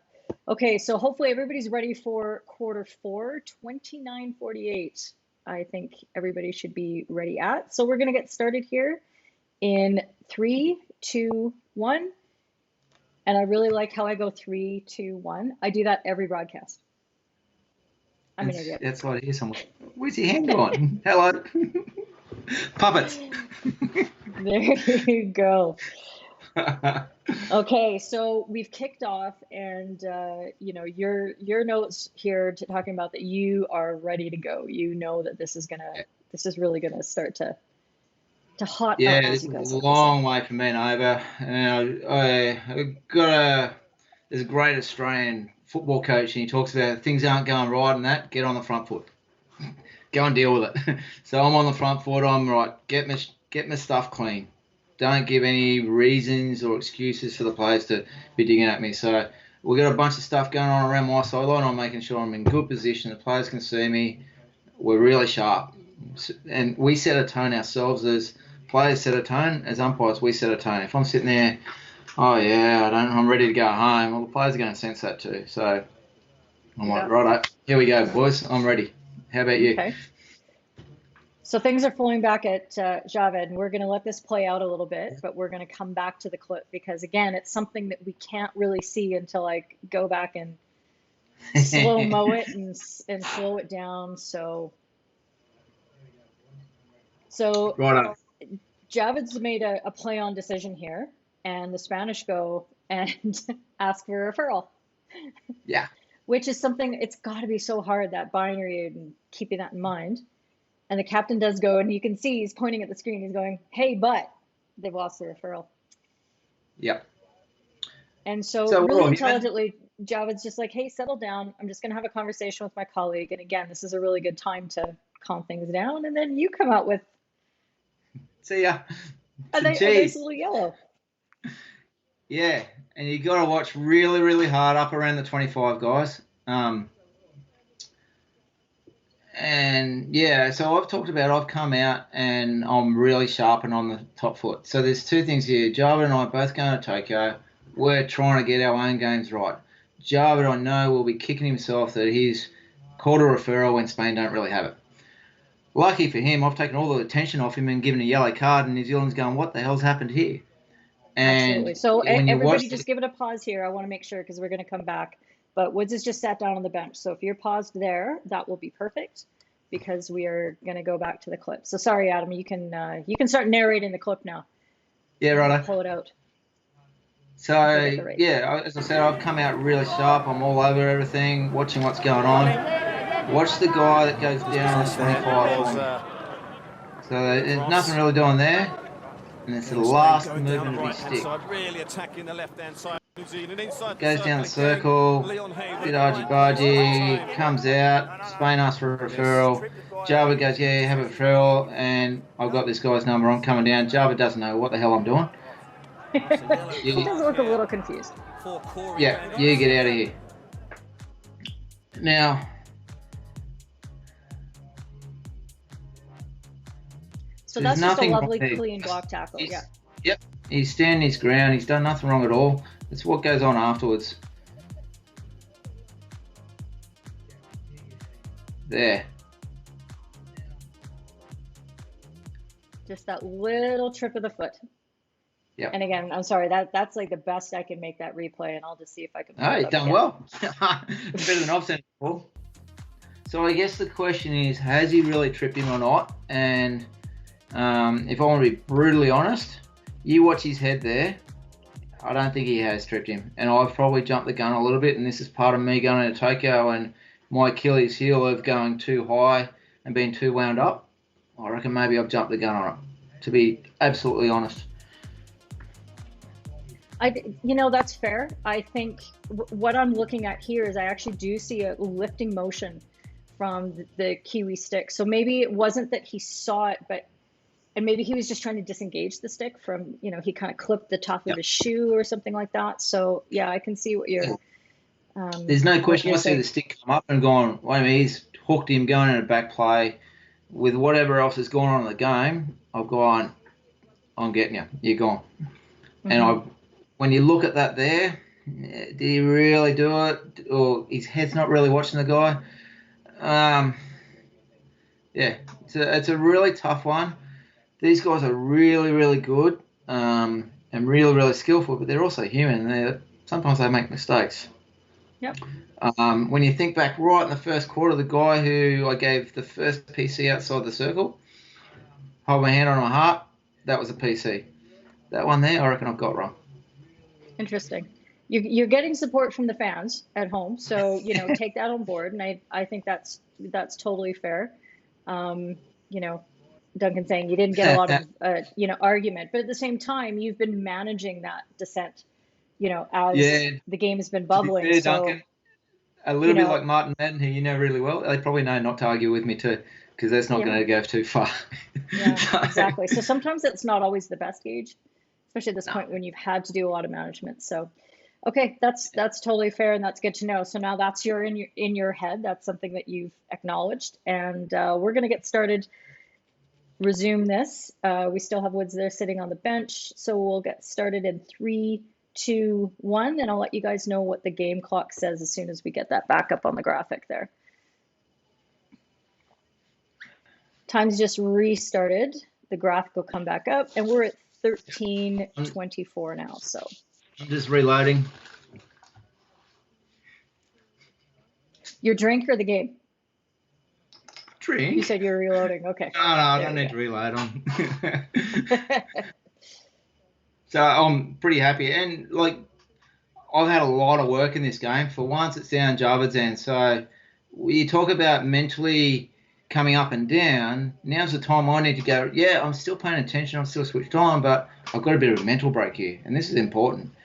No one can stay concentrating for 7 minutes. Again, Spain just should have put that in the top corner of the net and put the keeper in the back with it. Just roof the bastard, will you? And you can see the coach's reaction. I'm still a player at heart, just smash it. But again, when you I think it was Duncan's question earlier about the Java's card, does it temper the players? It's now past us.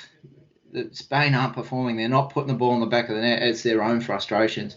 But we all leak out when we're not happy. And when I say leak out, we leak out emotions. We do things because we're not happy. So as umpires, we've got to recognise that and read that body language of the team, not just a player, but the whole team vibe, and go, okay, well, what do we expect is going to come towards us here? Mm-hmm. There you go. This is interesting. Martin actually points out he thinks that the trip was actually more deliberate because the player didn't look. So if you hit somebody or knock somebody, maybe you have a look and go, oh shoot, did I get the guy in the head? But the fact that he didn't look actually indicates to Martin that maybe it was a bit more intentional. So I appreciate all these, justifications and such. It's good. Now I've just banged down a green card. So we talk a lot at international level about breakdown tackles of attackers. So I was talking earlier, and you see Kamada comes in, and it's a good hip and shoulder. That's an old school rugby hip and shoulder. I'm just stopping you from going anywhere. Yep. And we talk a lot about, I was talking earlier about our sports science. We got so good at defending, and teams actually recognise that breaking the ball down when it's in their attacking 25 allows their defence to get set up.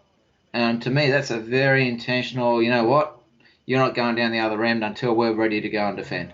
So again, and what's curious, and some people might have some thoughts here, I've gone from yellow card to the New Zealand guy for a deliberate trip to a technical breakdown tackle. I've gone back to green. And some people wouldn't agree with that. I've gone with my gut, and I'm trying to temper the game, because I'm trying not to end up with 5 different yellows. Whether it's right or not, we're in the 4th quarter. You could easily go for a yellow there too. Yeah, but given the quality of the opportunity that was taken away, I think that feels right to me, because it wasn't a breakdown that was, really certain to lead to something great down in the other end, because it was so high. But it is still something, like you said, you want to send a message about, because it is a very intentional tactic. And I don't know why Kamada was so surprised. If I go and give you a yellow there, the Spanish are already upset. Do I really need to go all the way to a yellow? Like a green, it's given enough a message. They know we're all over them at the moment. Yeah, absolutely. So yeah, Ian did notice. He was wondering, about the greenness. So thanks for. And to be fair, guys, on another day, like you have a look, the guys are simmering and they're frustrated, but they're not whacking each other or doing stupid things at the moment. So if it was an aggressive frustration, I think, I would have had no question at all.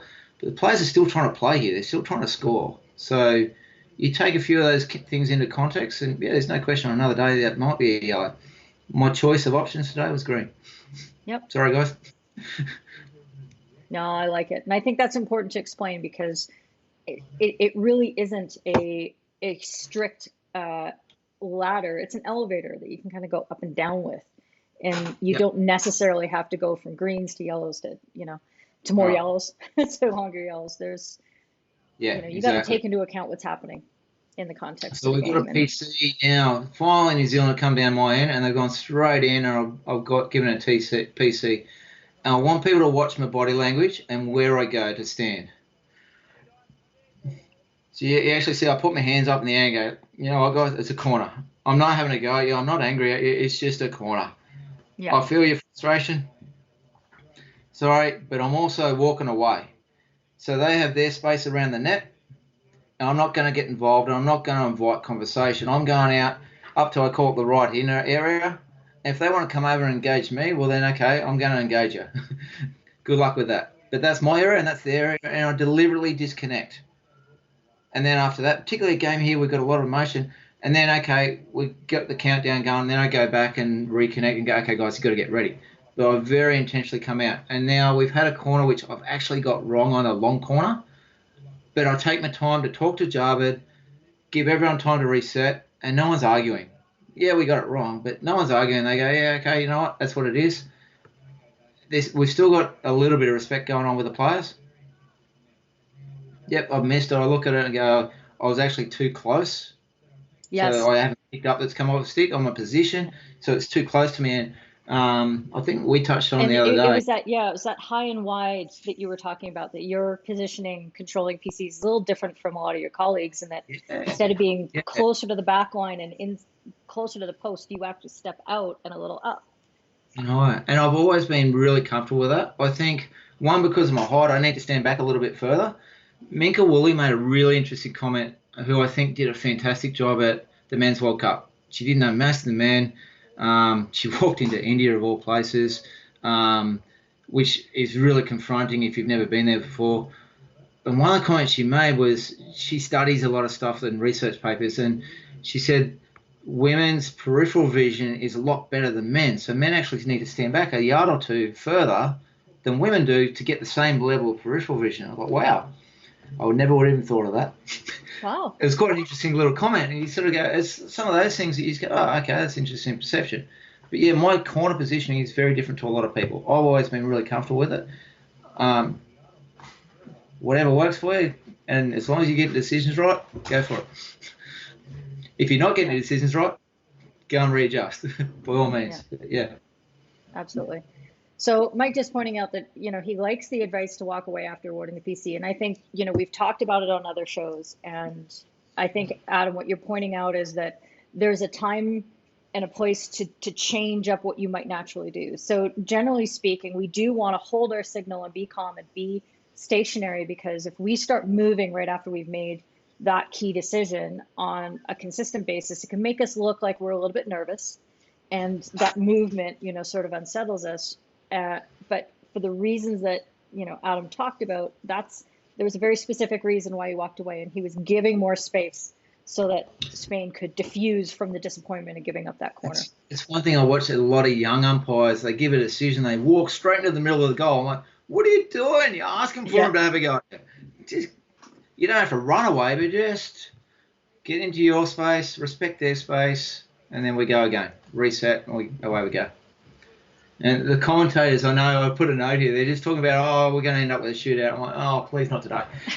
We've had enough happen already. We ain't finished yet. But yeah, I think, and we've talked a few times about positioning and re-engaging and managing our own self, along with managing the players, is really, really important to being in the right frame of mind, so we're giving the right decision, and we're not, we're assessing it for what it is and not some other piece of junk that we've carried in, you know? Yep.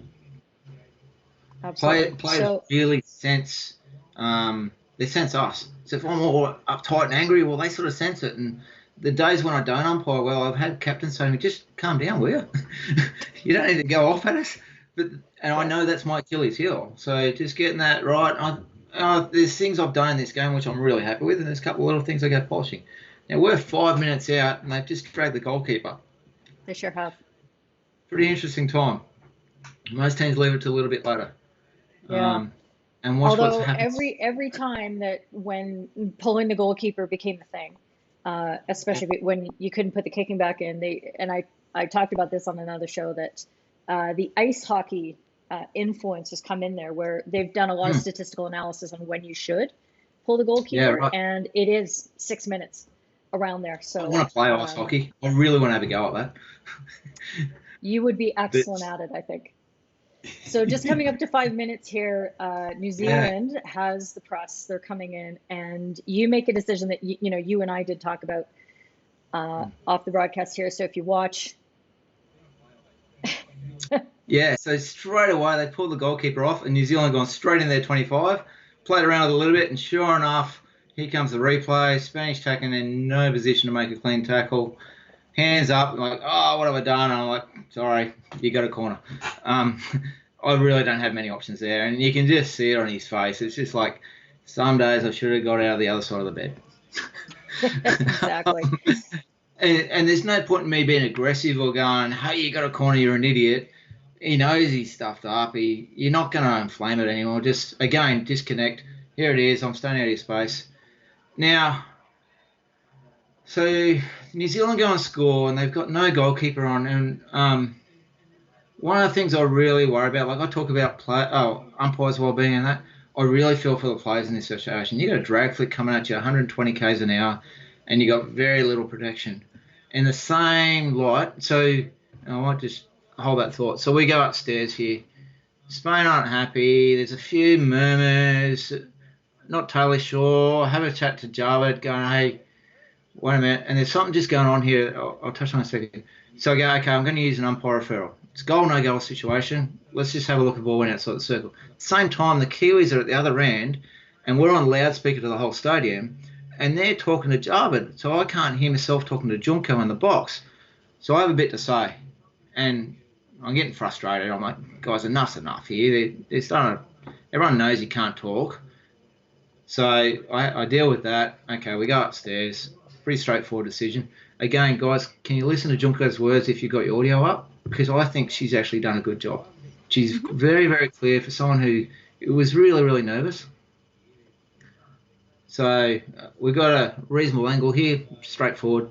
But at least we've gone upstairs, so I'm not too pig-headed, if that slang makes sense to people. I'm not too stubborn to go, it's just a corner Spain, I'm not even looking at it. Given the context of the game, I'll go, you know what, I've got a referral, let's go and have a look.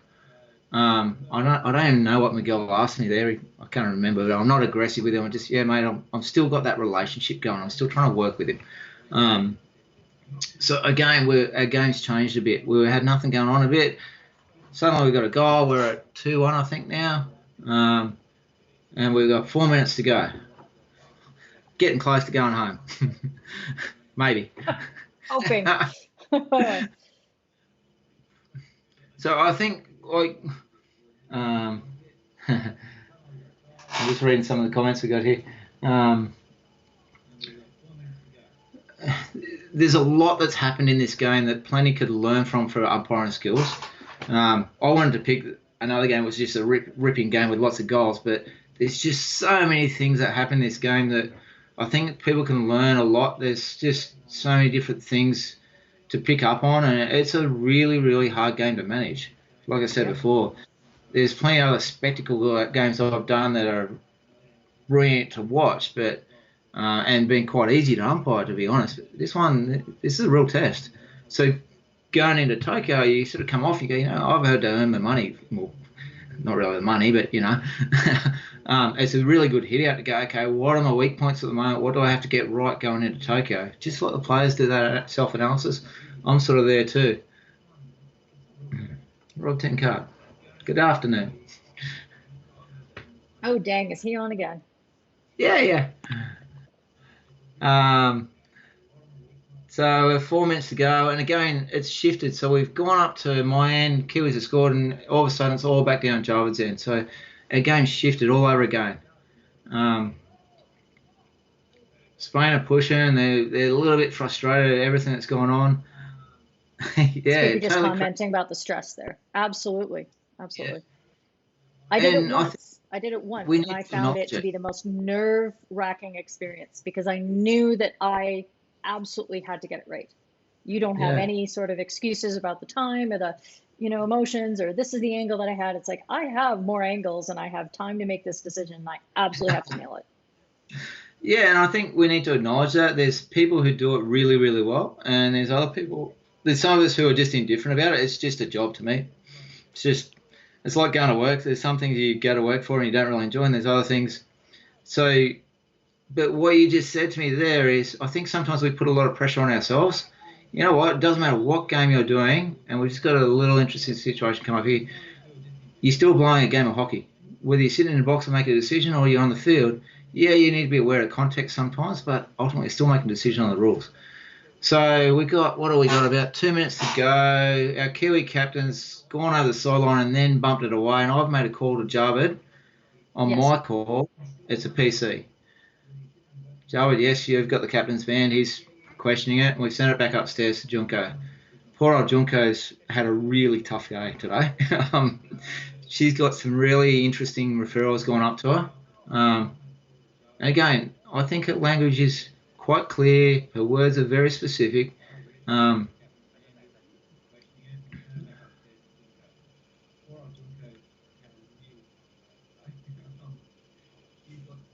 And at the same time, you're having the same problem with the Kiwis talking. Oh, I forgot about that. Which, again, you don't need, especially with those two trying to communicate from the field to the video booth. Right. And given I've already spoken to the Kiwis for the prior referral, this guy's come down. We're a couple of minutes to go. You know what, mate? Yeah. Everyone, there's a briefing that World Hockey does to all the coaches that's supposed to go to all the players, and creating umpires or talking to umpires during a video referral is not allowed. It's black and white to me. Mm-hmm. So, yeah, I've dumped a guy. I'm probably a little bit more aggressive if you can hear the audio than I should be. Yeah, it's been a long day. Absolutely. And I think this is... Oh, go ahead. Yeah, sorry, Keelan.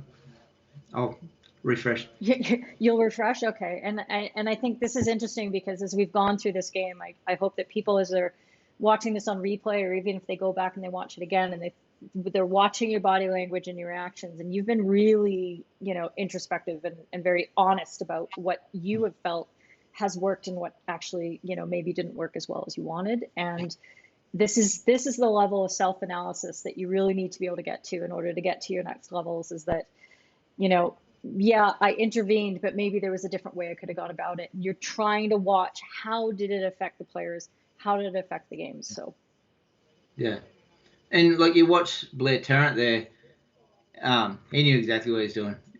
As soon as I blew that whistle, he's had an extra knock and knocked it away. And like we talk about whether the yellow card was right or not, but that one there, every day of the week I'm giving it a corner. Sorry, mate.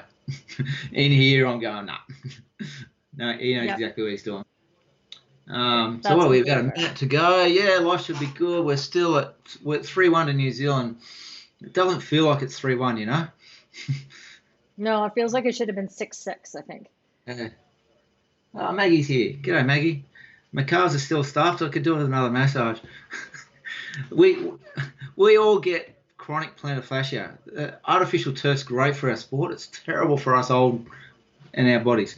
Yeah. And especially now we're backpedaling so much. It's even harder, I think. Yeah. So again, it's now, and the ball's all down at Java's end, and Spain actually hit a cracking goal here, and old mate still having a chat to Java.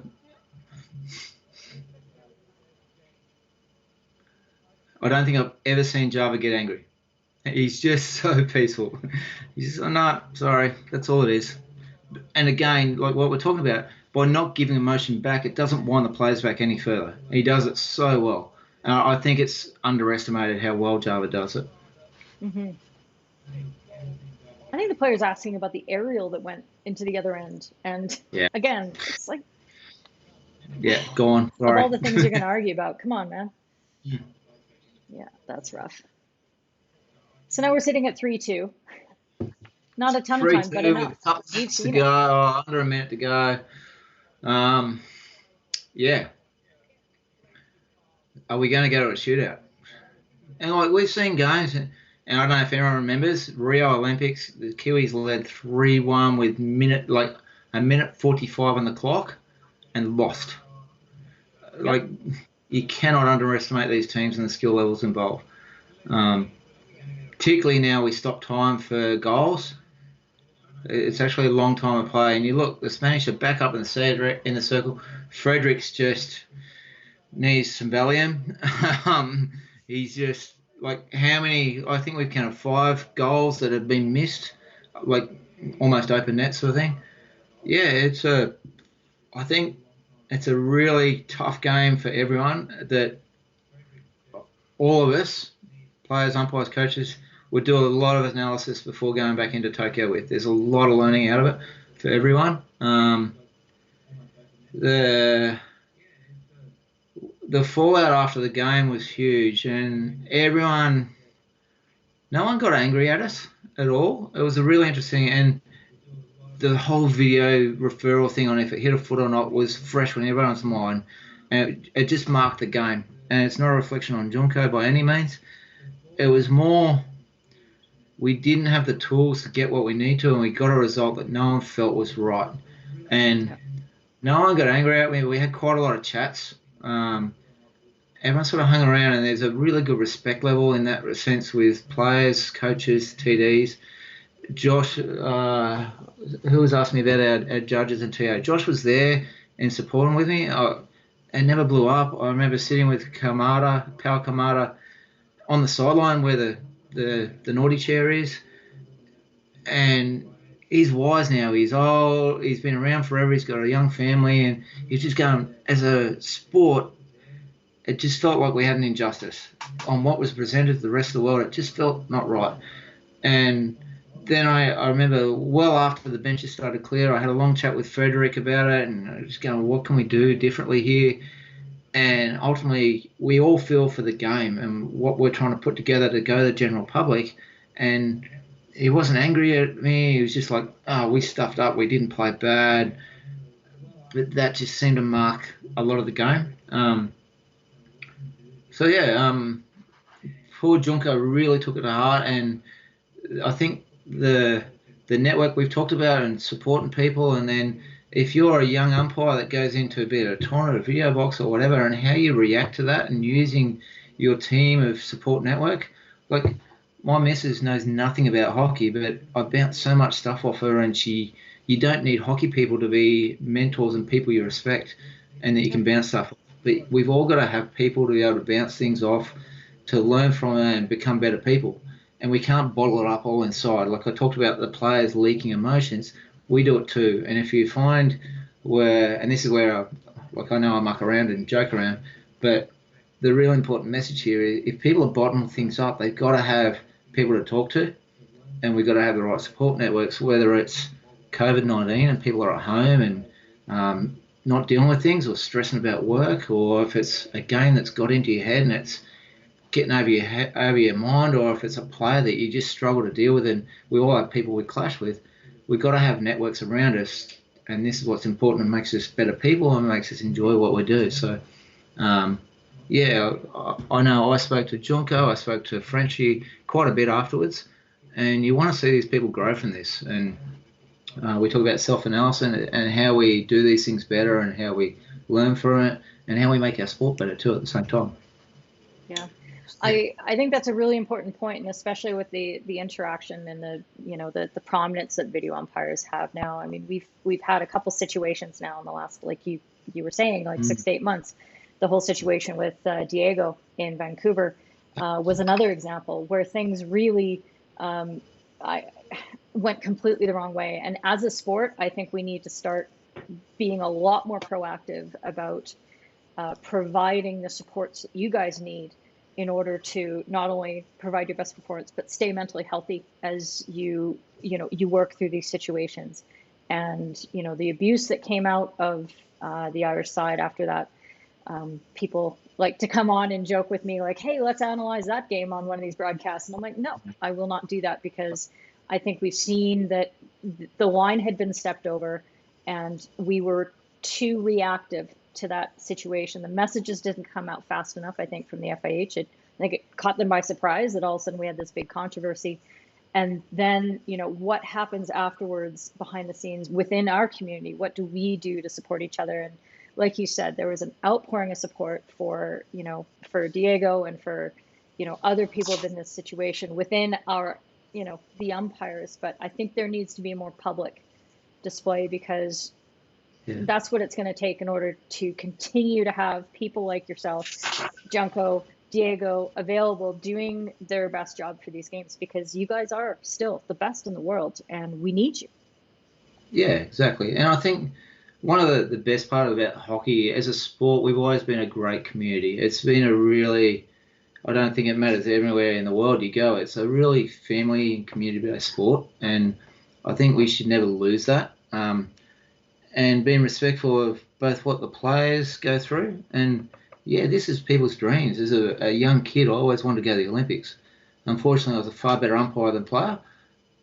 But you got to still respect the emotions that these guys have gone through, along with, as an umpire, this is our dreams too. And Diego went to the World Cup and now he's missed out on the Olympics. And we're human too. And like you say, we all need support networks. And I think one of the things I struggle with the most is you go from tournament to tournament and game to game, and then the reality is most of it's in solitude after that, and you're left to your own devices to deal with it. And like you said, our community through, I think, the qualifiers, the Pro League and that has got a lot better, and we talk all a lot more to each other, men, women, umpire managers, a whole lot. And I think we're galvanising a bit as a group in that respect, which is fantastic.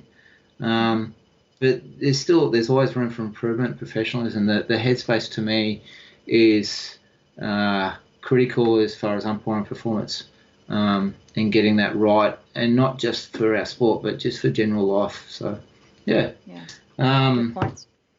There's been a couple questions that went through, and just while we get, if anybody else is queuing up something they want to ask Adam here at the end, but someone did ask about how much you're running during a game, what your general path of travel is, and asking Ian. Yeah. And of course, Skippy chimed in here, letting us know that anywhere between 5.5 and 7 kilometers. She is turning into quite the encyclopedia. I've got a competitor here. She knows a lot better than me. No, I know in the past they put GPS on people, and yeah, depending on the game, that's around right. I've seen figures 7 to 8, and then other games I've seen less. So I think it's not the distances we do, it's more the context of it. And it's there's some great quotes going around about doing a 5K run's not really that good for umpiring training. It's all got to be interval stuff. Because the reality is we don't really run constantly. There's a lot of stop-start stuff. So yeah, there's different sort of fitness. You can go and put a bodybuilder out in a hockey field and he's fit, he's got a lot of strength, doesn't mean he's fit for hockey though. So being hockey fit's probably what's important here. Yeah, and I think we've done a really much better job of that over the last few years at tailoring what training you guys are doing. And but at the same time, I've talked about this on other broadcasts about how you guys really have to take a lot of that initiative onto yourself, and you're hiring personal trainers, you're seeking out resources in order to find, okay, what's going to work for hockey umpire training, because there still wasn't enough science going into that. So yeah, very much. All right. I think, yeah. What's a Garmin? What's a Garmin, Alicia? Honestly, I'm very old school. I don't use a watch when I train. I'm a dinosaur. But I don't time myself. I have a gym that's up in my shed, and I do the old school, just going on a gut feeling, have I worked hard enough, that sort of thing.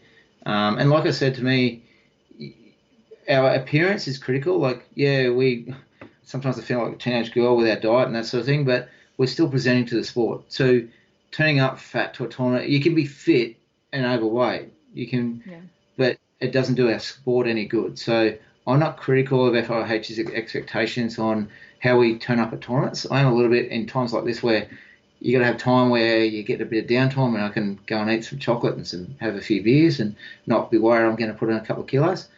But I'll never turn up to a tournament not well presented, not fit.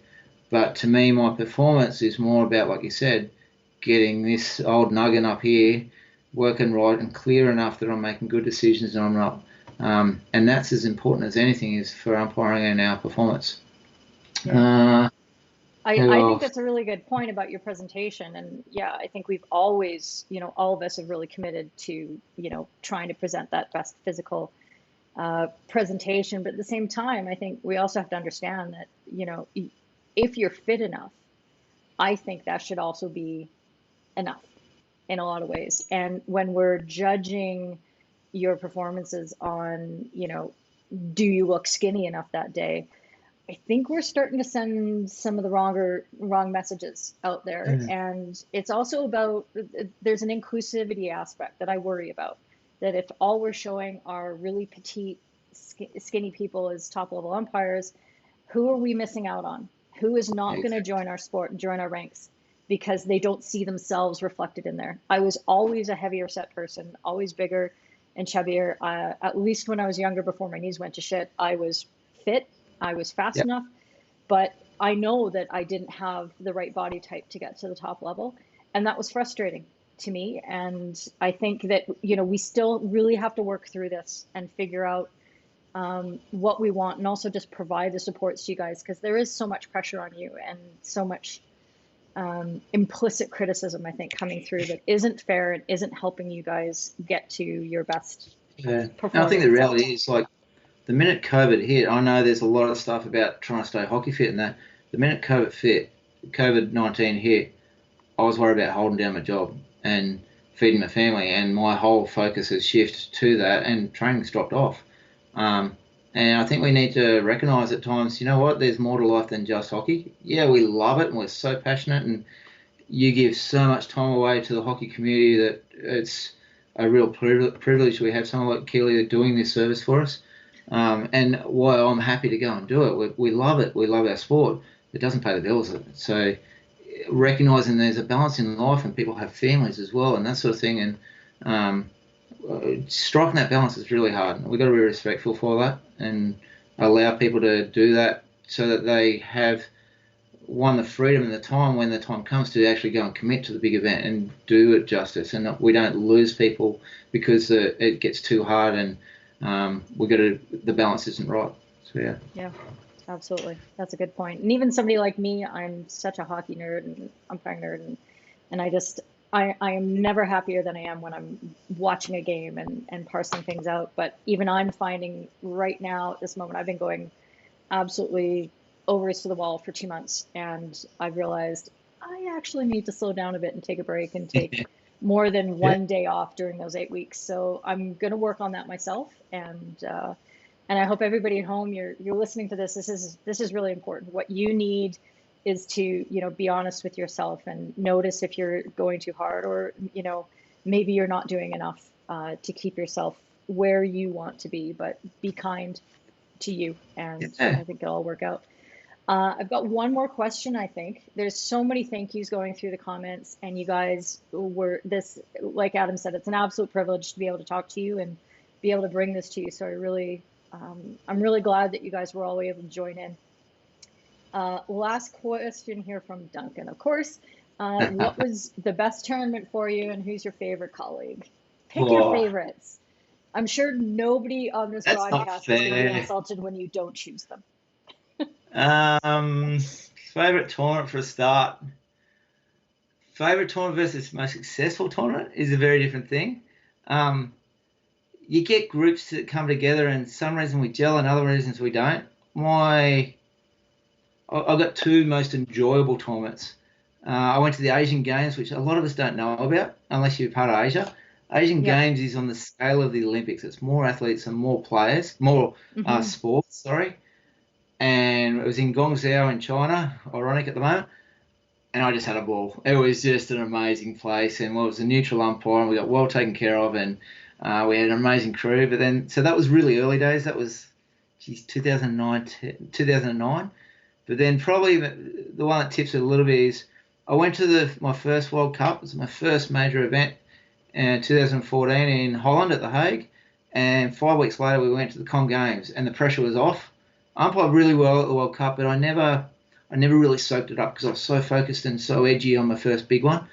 And we went at the Com Games, and we just had this group. And it was just loose, and we had a lot of fun. I roomed with Martin Madden, and some of the guys that I've spent all my years with, Hong Sen, Peter Wright, Ragu was there, and we just had an absolute ball. I was umpiring like I was seeing beach balls. It was like clockwork. And as a group, the dynamic with the men and the women, we just had such a great time. I don't even think we went anywhere. We stayed at the hotel and went around the corner and that sort of thing. We just had a ball. Minka was there, Tammy Steenler was there, Kylie Seymour, who's gone and had a young baby now. So most enjoyable tournament, I think Glasgow was it, ironically. So, yeah. That's awesome. I'm really surprised you didn't choose this event as being one of your favorite ones. This is a real kickback. This is where Adam and I first made acquaintances. And Peter's in that crowd too. Peter, you were on the the podcast just a few episodes ago, and you talked about this being in 2000. No, it was 2003, and there we are, a bunch of young, fresh faces. And that was a young umpire development seminar in Sydney, which was just an amazing Simon experience.